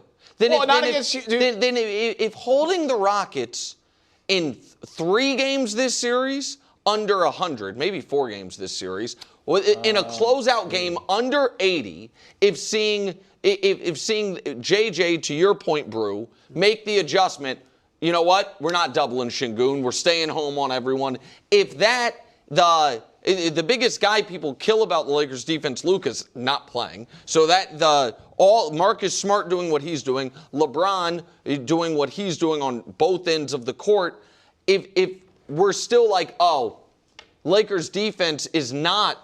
It has nothing to do with the Rockets' offense being that bad. When we talk about the things that you were impressed with about the Lakers' victory, how many things do you talk about before you get to the defense? Well, as far as the team as a whole, yeah, the defense is probably the first. Players, no, I would say. It's not the first thing. Well, it's certainly not their offense. The Lakers were not very good offensively. LeBron is number 1. Oh, that's why I was. No, and of Luke course. Kennard's came alive, and Marcus Smart came alive. Okay, so you're saying individual players. And it's like around 5 or 6. You're like, and the defense collectively was good. I mean, and I thought Ayton was pretty good too. All those double doubles. And rebounding. And rebounding was kind of part of defense. Yeah. And Rui was exceptional throughout the series. Kennard really fell off as the series went on, and then Rui picked it up. But I don't think the Rockets were not a bad offensive basketball team this year. Now, they didn't have Durant, but the game Durant was there,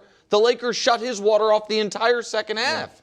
Yeah. So there has to be an element of the Rockets struggling offensively that the Lakers get credit for, if for nothing else. That's fair. Forcing them off the offensive glass late in the series, which changed how they're able to score. Now, are they going to be able to do any of that against OKC?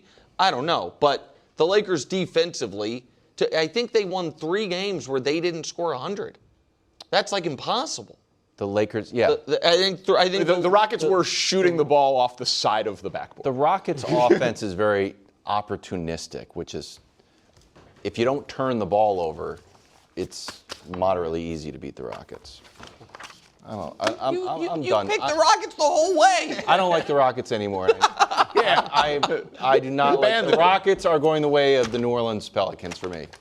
What? You were never a Pelicans guy. You don't even remember it. That's me and the Rockets. I'm out. Yeah, my fandom left with Jose Alvarado. I saw a kid wearing a Jose Alvarado jersey. Oh, yeah, and I wanted popular. to give him, I was like, yeah, that's me too, man. Hey, positive prediction side from Parkin. Thank you. Cavs pulled away from the Raptors to advance. Is it though? Oh, yeah, big time. 7-game series? They'll play the Pistons tomorrow at 7. Here's how the Big 4 did. It's catching on. Thank you. Look at this. What a graphic. I mean, it's 4 guys. Yeah, so it's like, wow, 73 points, 27 rebounds, 13 just 4 guys. The whole team. Yeah, it's just a team. It's a really good 4. It's just a team minus. Why don't you just do Big 5? Troy, They scored 100 points. Yeah. Good job, Troy. I love it. I don't even know. I mean, you feel vindicated. Thank you, Wilds, for asking the question. Yeah, of course I do. Come on. Wait a minute. Man. What? Survive in advance. That's all that's important. That's all that matters. Thank you. Did it take how long? Did it take the Pistons a long time? 7 games. They came from a 3. Well, that was bad too. You can't compare. But it I to mean, the you're not worst. abandoning your Pistons take. I'm not. It's better to win in 7 than lose in 7. Yes. You can check the bylaws on that Yes. one. And the Big 4. Let's go through it. Game 1. My God. Donovan Mitchell had 32 in a win. James Harden, 10 assists. Great job. Game 2 win. Donovan Mitchell had 30. James Harden had 28 on 14 shots, multiple contributors. Then Game 3, where was Donovan Mitchell? Well, don't worry about it. James Harden and Evan Mobley both had 23 and 9, kind of picked up the slack. Then in Game 3, or win 3 or Game 3? They're win 3. Okay, win 3. gotcha. I'm going through the wins. Sorry. And then in Game 7, win 4, Harden, not great. But Donovan Mitchell and Jared Allen got him. Jared Allen was unbelievable. What did he finish with? 22 and 19? 80. Yes. Point is this. 80% of the team. No, they got what they needed when they needed it. So let me survive in advance. So survive in advance, right? And someone who's both their finals picks is out. Like, I wish either of my teams had done that. Okay. The fact that it's Boston and Denver makes it not hurt so much. Yes. But honest question, not trolling. Honest question. I'm going to rhetorically to Brew. Brew, what's our big reason we don't believe in the Cavs? I'm going to be kind because I'm from the land. Their finesse. Or I love the Harden matchup with in the Detroit. playoffs. And Harden in the playoffs. Game 6, 7. Yeah. You were big on Game 5, James. Yeah.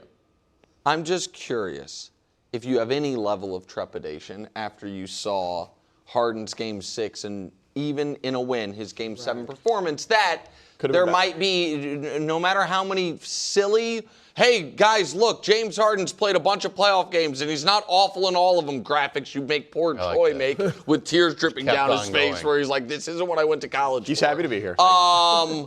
Did it make you nervous at all about what's coming the next time they're in a high leverage spot?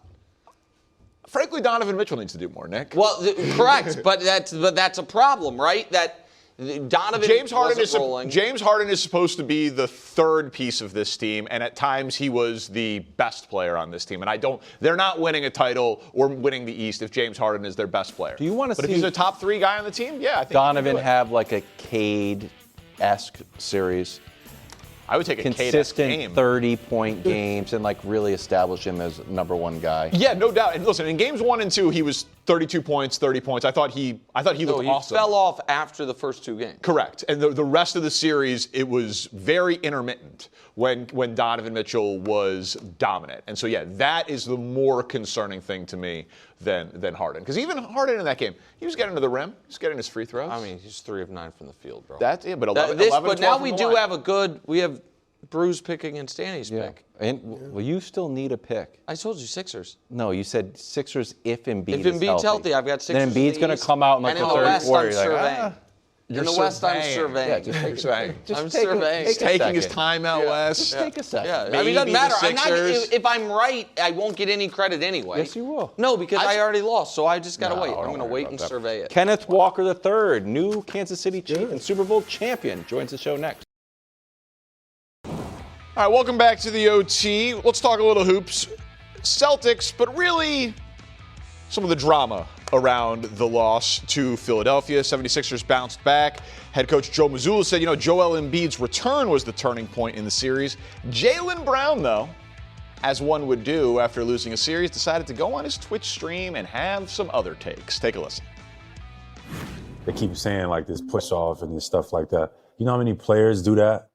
That is such that's the common play, a basketball play. Every player does it. So why are you targeting me? It clearly had an agenda.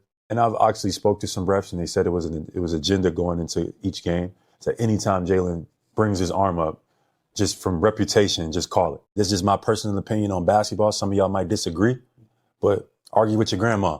Flopping has ruined our game. Joel Embiid is a great player, one of the best bigs in basketball history. Flops. He know it. This ain't breaking news. That's just my opinion. I'm so proud of this group and the way we played. I wish we trusted that style of play a little bit more, but I know playoffs kind of shifted our rotations and what we wanted to do. But I'm so proud, and it was my favorite year of my basketball career.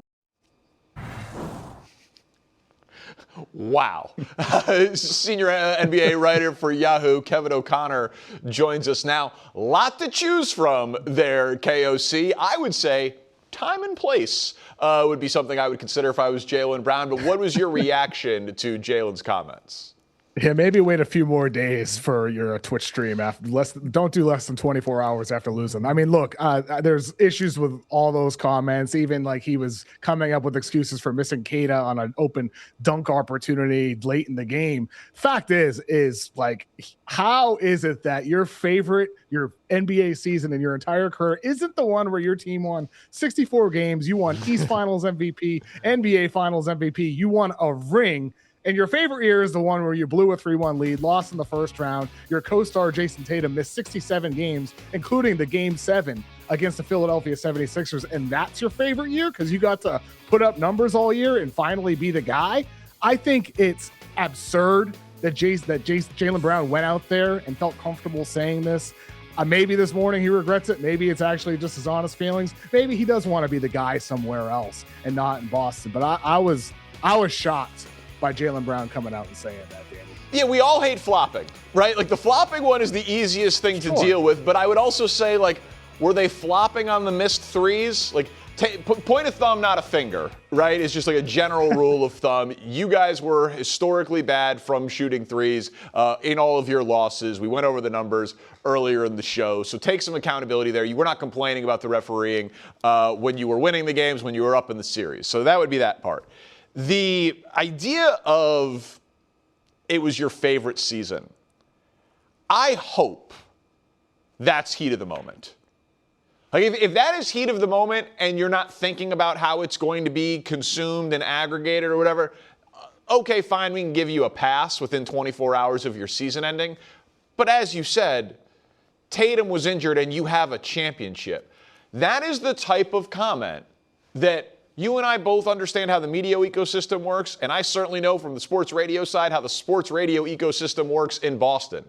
That is a comment that is going to have legs, that he is going to be asked about, that Tatum is going to be asked about, that Brad Stevens is going to be asked about. So he might want to walk that back to just try to take some air out of that balloon, because if he doesn't, he's going to hear his name in trade talks, whether it's fair or otherwise, all offseason.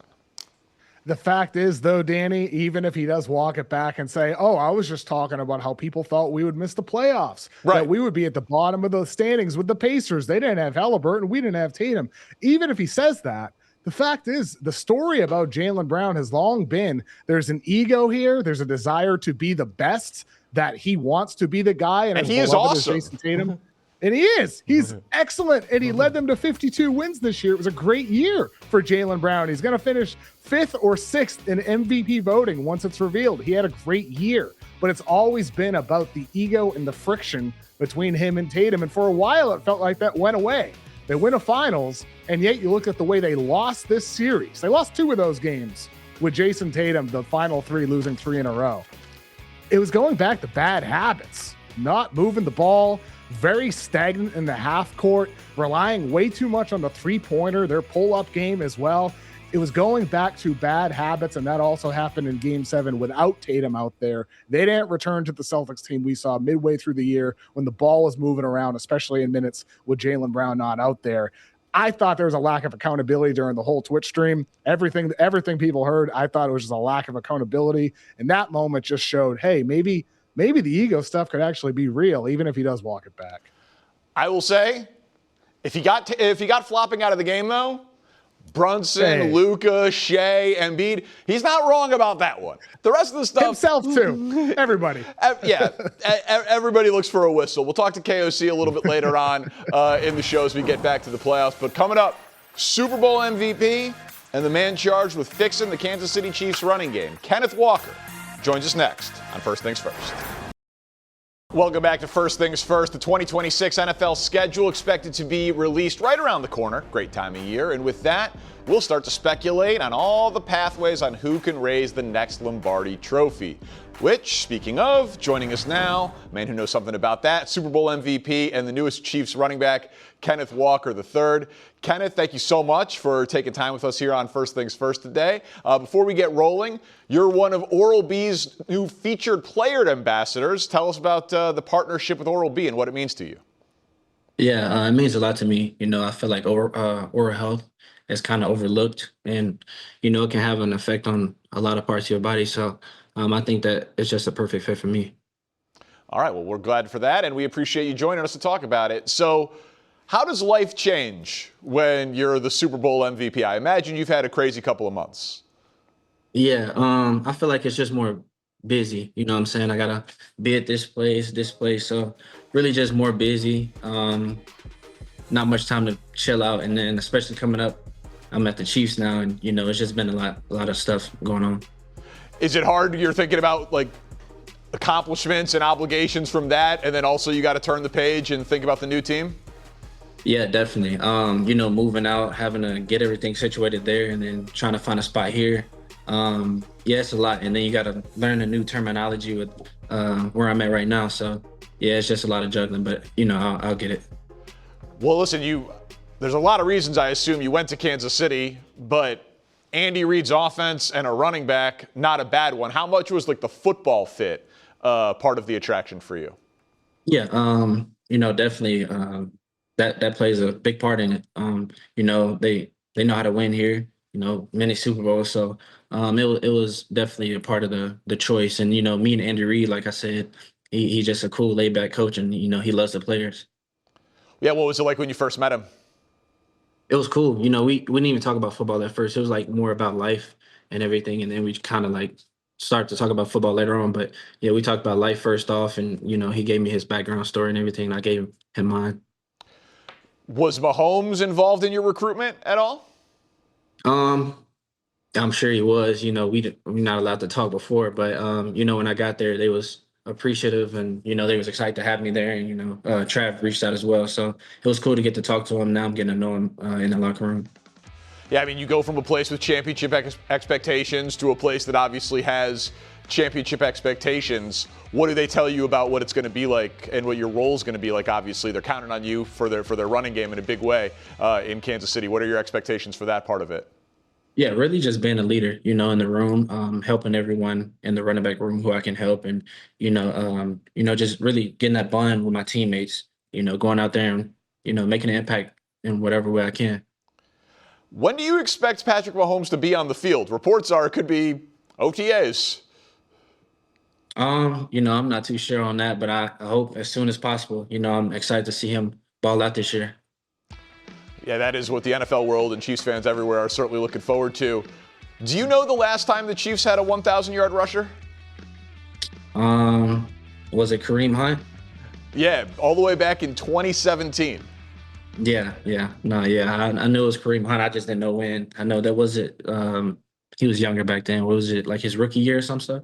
Yeah, right back in when Matt Nagy was calling the plays and Andy Reid. But you ready to end that drought? I mean, it's been a while for them with a 1,000-yard receiver, been a while for them with a 1,000-yard runner. Feel like that's got to be your expectation going forward? Yeah, definitely. And, I'm getting to know the O-line, and, those guys are going to be a big reason, that we have a 1,000-yard rush again. So when you think about your football fit and, there's so many things that go into it, you just shout out your offensive line. Eric Bieniemy is kind of this running back guru. He was there in Kansas City when they had a lot of success running the ball. He was there in Chicago. They were one of the best running teams in the league last year. How well do you know Coach Bieniemy, and in terms of like how you think you fit in with his style of coaching and style of play? Yeah, I really don't know too much. I've been learning as I got here. Getting to talk to him when I first got there for dinner. I knew off rip he was real intense, an intense person, an intense coach. I also learned that he played at Colorado. I watched some of his highlights. He was a baller. So, I'm really learning as we go on. We had practice today, and he real detailed, and he wants the best for his players. So, did he show you his highlights? Like, hey, look at what I did. He didn't show. He didn't show me. I watched it myself. Who do you model your game after? Like, if you're a student of the position, who do you look at? I feel like I don't model my game after nobody. I got my own skill set, and, I watched a lot of different running backs, but I really don't model my game after anybody. Andy Reid, historically, the screen game is a huge piece of it. Brian Westbrook was probably the most famous example. And for you, that is not historically, just based on the stats, been like the biggest piece of your game. Are you ready in terms of like what are you working on to fit into the passing game and like having a lot of receptions in this offense? Yeah, well, I can catch. So anything, wherever they put me, I'm ready to make a play. Screen game, out of backfield catching or running the ball. I feel like I can make a play either way. So, we're looking forward to OTAs and the schedule coming out. We're just coming off of the draft. You were drafted 41st overall back in 2022. Of course, 4 years later, you're a Super Bowl MVP. You got a fifth-round pick running back, I think, on the team that was compared to LaShawn McCoy. What advice do you have for young running backs coming into the league? I just really tell them to stay positive. Really just anybody that's coming to the league, being in the playbook is really important, so you can play fast. So I just say stay positive through whatever adversity you go through in the league. Well, listen, the AFC West is a gauntlet, and you got a former coordinator now that's the head coach with the Raiders and Clint Kubiak. You're now in the AFC West with the Chiefs, Raiders. Don't know if you know about it, but it's a massive rivalry dating back decades and decades. You guys trading any trash talk ahead of your first Chiefs-Raiders game? Nah, definitely not. I mean, Clint don't even talk that much, and I don't talk that much either. So, I didn't even know how big the rivalry was, but I'm finna find out soon. Yeah, Chiefs-Raiders and Chiefs-Broncos, man. You'll be involved in it, and looking forward to watching you this year with the Chiefs. Thank you very much, Kenneth, for joining the show. Yeah, I appreciate you for having me. All right. That's Super Bowl MVP Kenneth Walker. We'll get back to the NBA playoffs with Kevin O'Connor. Second round getting ready tonight on the OT. Thanks for hanging out with us on the OT. Let's go to Detroit, where the Pistons survive in advance despite finding themselves in a 3-1 hole to start the series to the Magic. 32 points and 12 boards from Cade Cunningham to lift Detroit over the Magic in Game 7 certainly helped. Here's the Pistons star on the series against the Magic. Take a listen. Playoff basketball is a lot of fun in itself because it's so intense. It's so much on the line. But, the Magic, credit to them. They pushed us. They, really made us take a look in the mirror, like I said. And I think we got a lot better from this series. I got a lot better. I learned a lot about myself, learned a lot about the team. So, I think this series really is going to set us up for, our next series, and I think we'll be a lot better for it. Kevin O'Connor from Yahoo Sports is back with us. Now, KOC, I want to give the Pistons their credit. They survived in advance, and that's what you need to do, and maybe they will be better going forward. But if the question is this more about Detroit's win or the Magic collapse, allow me to present the case for Magic collapse. And I don't know if everyone was locked into this game on a Friday night, but I was. And I promise you I will remember Orlando losing that game and that series more than Detroit winning it. Because I'm expecting Cade Cunningham to have many great playoff moments. But that half of basketball that Orlando put out there, I mean, is setting the sport back a little bit? Is that hyperbolic? Let's take a look at their second half against the Pistons. They scored 19 points. Not in a quarter, in a half. That is the fewest in any playoff half in NBA history.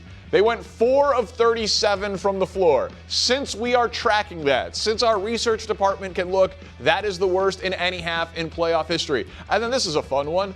That is a record for consecutive misses with 23. And I can confidently say we've never done a graphic like this. 45 minutes of real time between baskets in an NBA playoff game. They did not need to get on the plane for Game 7. There was at home, there was no overcoming what the Magic did in Game 6. That clearly, to me, was the story of the series. I cannot imagine what it was like being a Magic fan, just watching the ball continue to find Jalen Suggs over and over again. He missed 36 of his last 44 shots in the series. Jalen Suggs missed 36 of his last 44, and the ball kept finding him. And understandably so, the Pistons were leaving him open. That was part of their defense, but there's a reason why Mosley was fired this morning. No offensive creativity on the Magic side of things. And basically, I'll tell you what, Danny, look back at Game 3. The Magic win that game, but they blew a 17-point lead in the fourth quarter until Franz Wagner bailed them out at the end of the game with a handful of big shots. Once Wagner went out in this series, they lost their steadying force on offense for the moments in which Paolo Banchero didn't feel it, and they lost their best defender against Cade Cunningham. And so with that quote we heard from Cade about learning things in this series, I think that's true, right? He learned how to balance between the mid-range jumper and the pull-up three a little bit more. They started turning it up more on defense as well. That's what fueled that big comeback against the Magic in Game 6 that, I'm going to remember it for the Magic blowing it. The Pistons did learn some things, but to me, the fact they had to go 7 with a team that we thought was done 10 days ago before the playoffs began, I think it says more about the Magic just blowing this opportunity more so than the Pistons learning some things and figuring it out in the 7-game series. Yeah, Pistons can make us forget about it if they take care of the Cavs and get to where they were supposed to as the 1 seed, but I think plenty of questions for Detroit, no doubt. And I am shocked that Billy Donovan has not been named the new head coach of the Orlando Magic yet. That is probably coming any minute now. But let's talk tonight and round 2, because this series and these playoffs, it just gets more intense, obviously, as we go. That is footage of Anthony Edwards in a very colorful arena down in San Antonio, getting up shots, smiling, and laughing. Early reports were game 1 and 2, maybe not, but now he is expected to make his return tonight. Of course, the Spurs are still favored. Of course, the Spurs are still the better team. 9.5 points is significant. But KOC, you give them the Timberwolves any chance here to pull off the upset, not in the game, but in the series against the Spurs? I don't love Minnesota's chances in this series for one big reason. What did they do against Denver? They just lived in the paint. There was no resistance from the Nuggets defense, no resistance from Jokic at the rim. 53% of Minnesota shot attempts came in the paint. That was the most of any playoff team so far this year. During the regular season, 45% of their shots came in the paint against the Spurs with Wemby off the floor. That dropped to 34% with Wemby out there. And it's going to be a lot of that in this series, where Minnesota's best weapon, downhill attacking, athletic finishing, is just going to be neutralized. They're going to have to shoot the lights out. They're missing their best shooter in Dante DiVincenzo to the ruptured Achilles. I think Minnesota, credit to them for getting here, getting through Denver. Hell of a performance by Ayo Dosunmu and Terrence Shannon and all those guys. But I don't think they're going to have enough juice to get through the San Antonio Spurs defense. So I think everything you just said is probably correct. And I picked the Spurs to meet the Thunder, and I'm guessing that is how this thing is going to end up going. And then that will be maybe the NBA Finals as the Western Conference Finals. So I agree with you in theory. I respect the hell out of how Minnesota plays, though. Like, Chris Finch is a great playoff coach. Anthony Edwards is clearly going to play through pain and gut it out. What Gobert just did against Jokic, I know it's a different task against Wemby, but he clearly took not being a Defensive Player of the Year finalist personally based on his comments and his actions. And there is something to be said for a team that plays its best basketball come the playoffs, whether the back-to-back trips to the Western Conference Finals, then that round 1 upset, the performances by Shannon and Ayo out of nowhere like you talked about. It's not heart of a champion type stuff. This isn't like a Disney cliche because they're not champions, but I don't think this will be easy for the Spurs. Like, I do think that Minnesota will play to their style and turn this into a little bit more of a brawl than a young, inexperienced San Antonio team that didn't really get tested in that way by Portland. Like, I do think Minnesota is going to try to punch them in the mouth and turn this thing into a rock fight and see if the Spurs can hang in that way. I think you're 100% right about that. I mean, for the Spurs, whether they win it in 4 or they win it in 7, I think there's going to be lessons learned in this series that help them next round against the Oklahoma City Thunder. Because Minnesota with Gobert, what are they going to do? Are they going to have Gobert on Wemby? Are they going to have Gobert sagging off of Stephon Castle, throwing 2 towards Wemby, towards anybody trying to attack the paint, Castle, Harper, Fox? Jaden McDaniels, we saw him just completely erase Jamal Murray last round, who has authored some great playoff performances, and McDaniels just got rid of him. What's he going to do against De'Aaron Fox or Dylan Harper? Is he going to take them out of the series as well? So how do the Spurs react with their half-court offense? That's going to be, I think, a key lesson for the Spurs, and that's going to have to be what really pushes and fuels the Timberwolves to a potential upset as well as their own defense. And on the Spurs side, maybe we haven't even seen the best of them yet.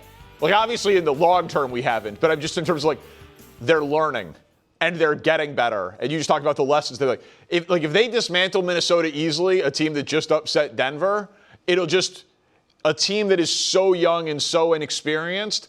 I'm expecting them to be challenged because everybody is challenged. But if they make this look easy, maybe we just have to throw out everything we thought about how it works in the NBA because they have a 7'5" alien on their team. I mean, maybe that's where this is going to go, right? Maybe Wemby faces Gobert and he can't stop him. Maybe he's facing Jaden McDaniels and Gobert's coming over and helping. Wemby's passing the ball around the floor. We see a new level of him. It's very possible that in a week's time, that's the conversation we're all having about the San Antonio Spurs. Like, oh, wow, the Thunder better be ready for this team because the Thunder aren't going to have a hard time with the Lakers without Luka. But we'll see this round how much the Spurs can prove. And maybe we get Anthony Edwards trying to dunk on Wemby. Once a That'd be half, great. I'd take it, right? I think that's what we're signing up Yes. for. Kevin O'Connor, Yahoo Sports, thank you. Enjoy the games. We'll talk to you, I'm sure, throughout the playoffs. Enjoy the games. We'll be back tomorrow on First Things First.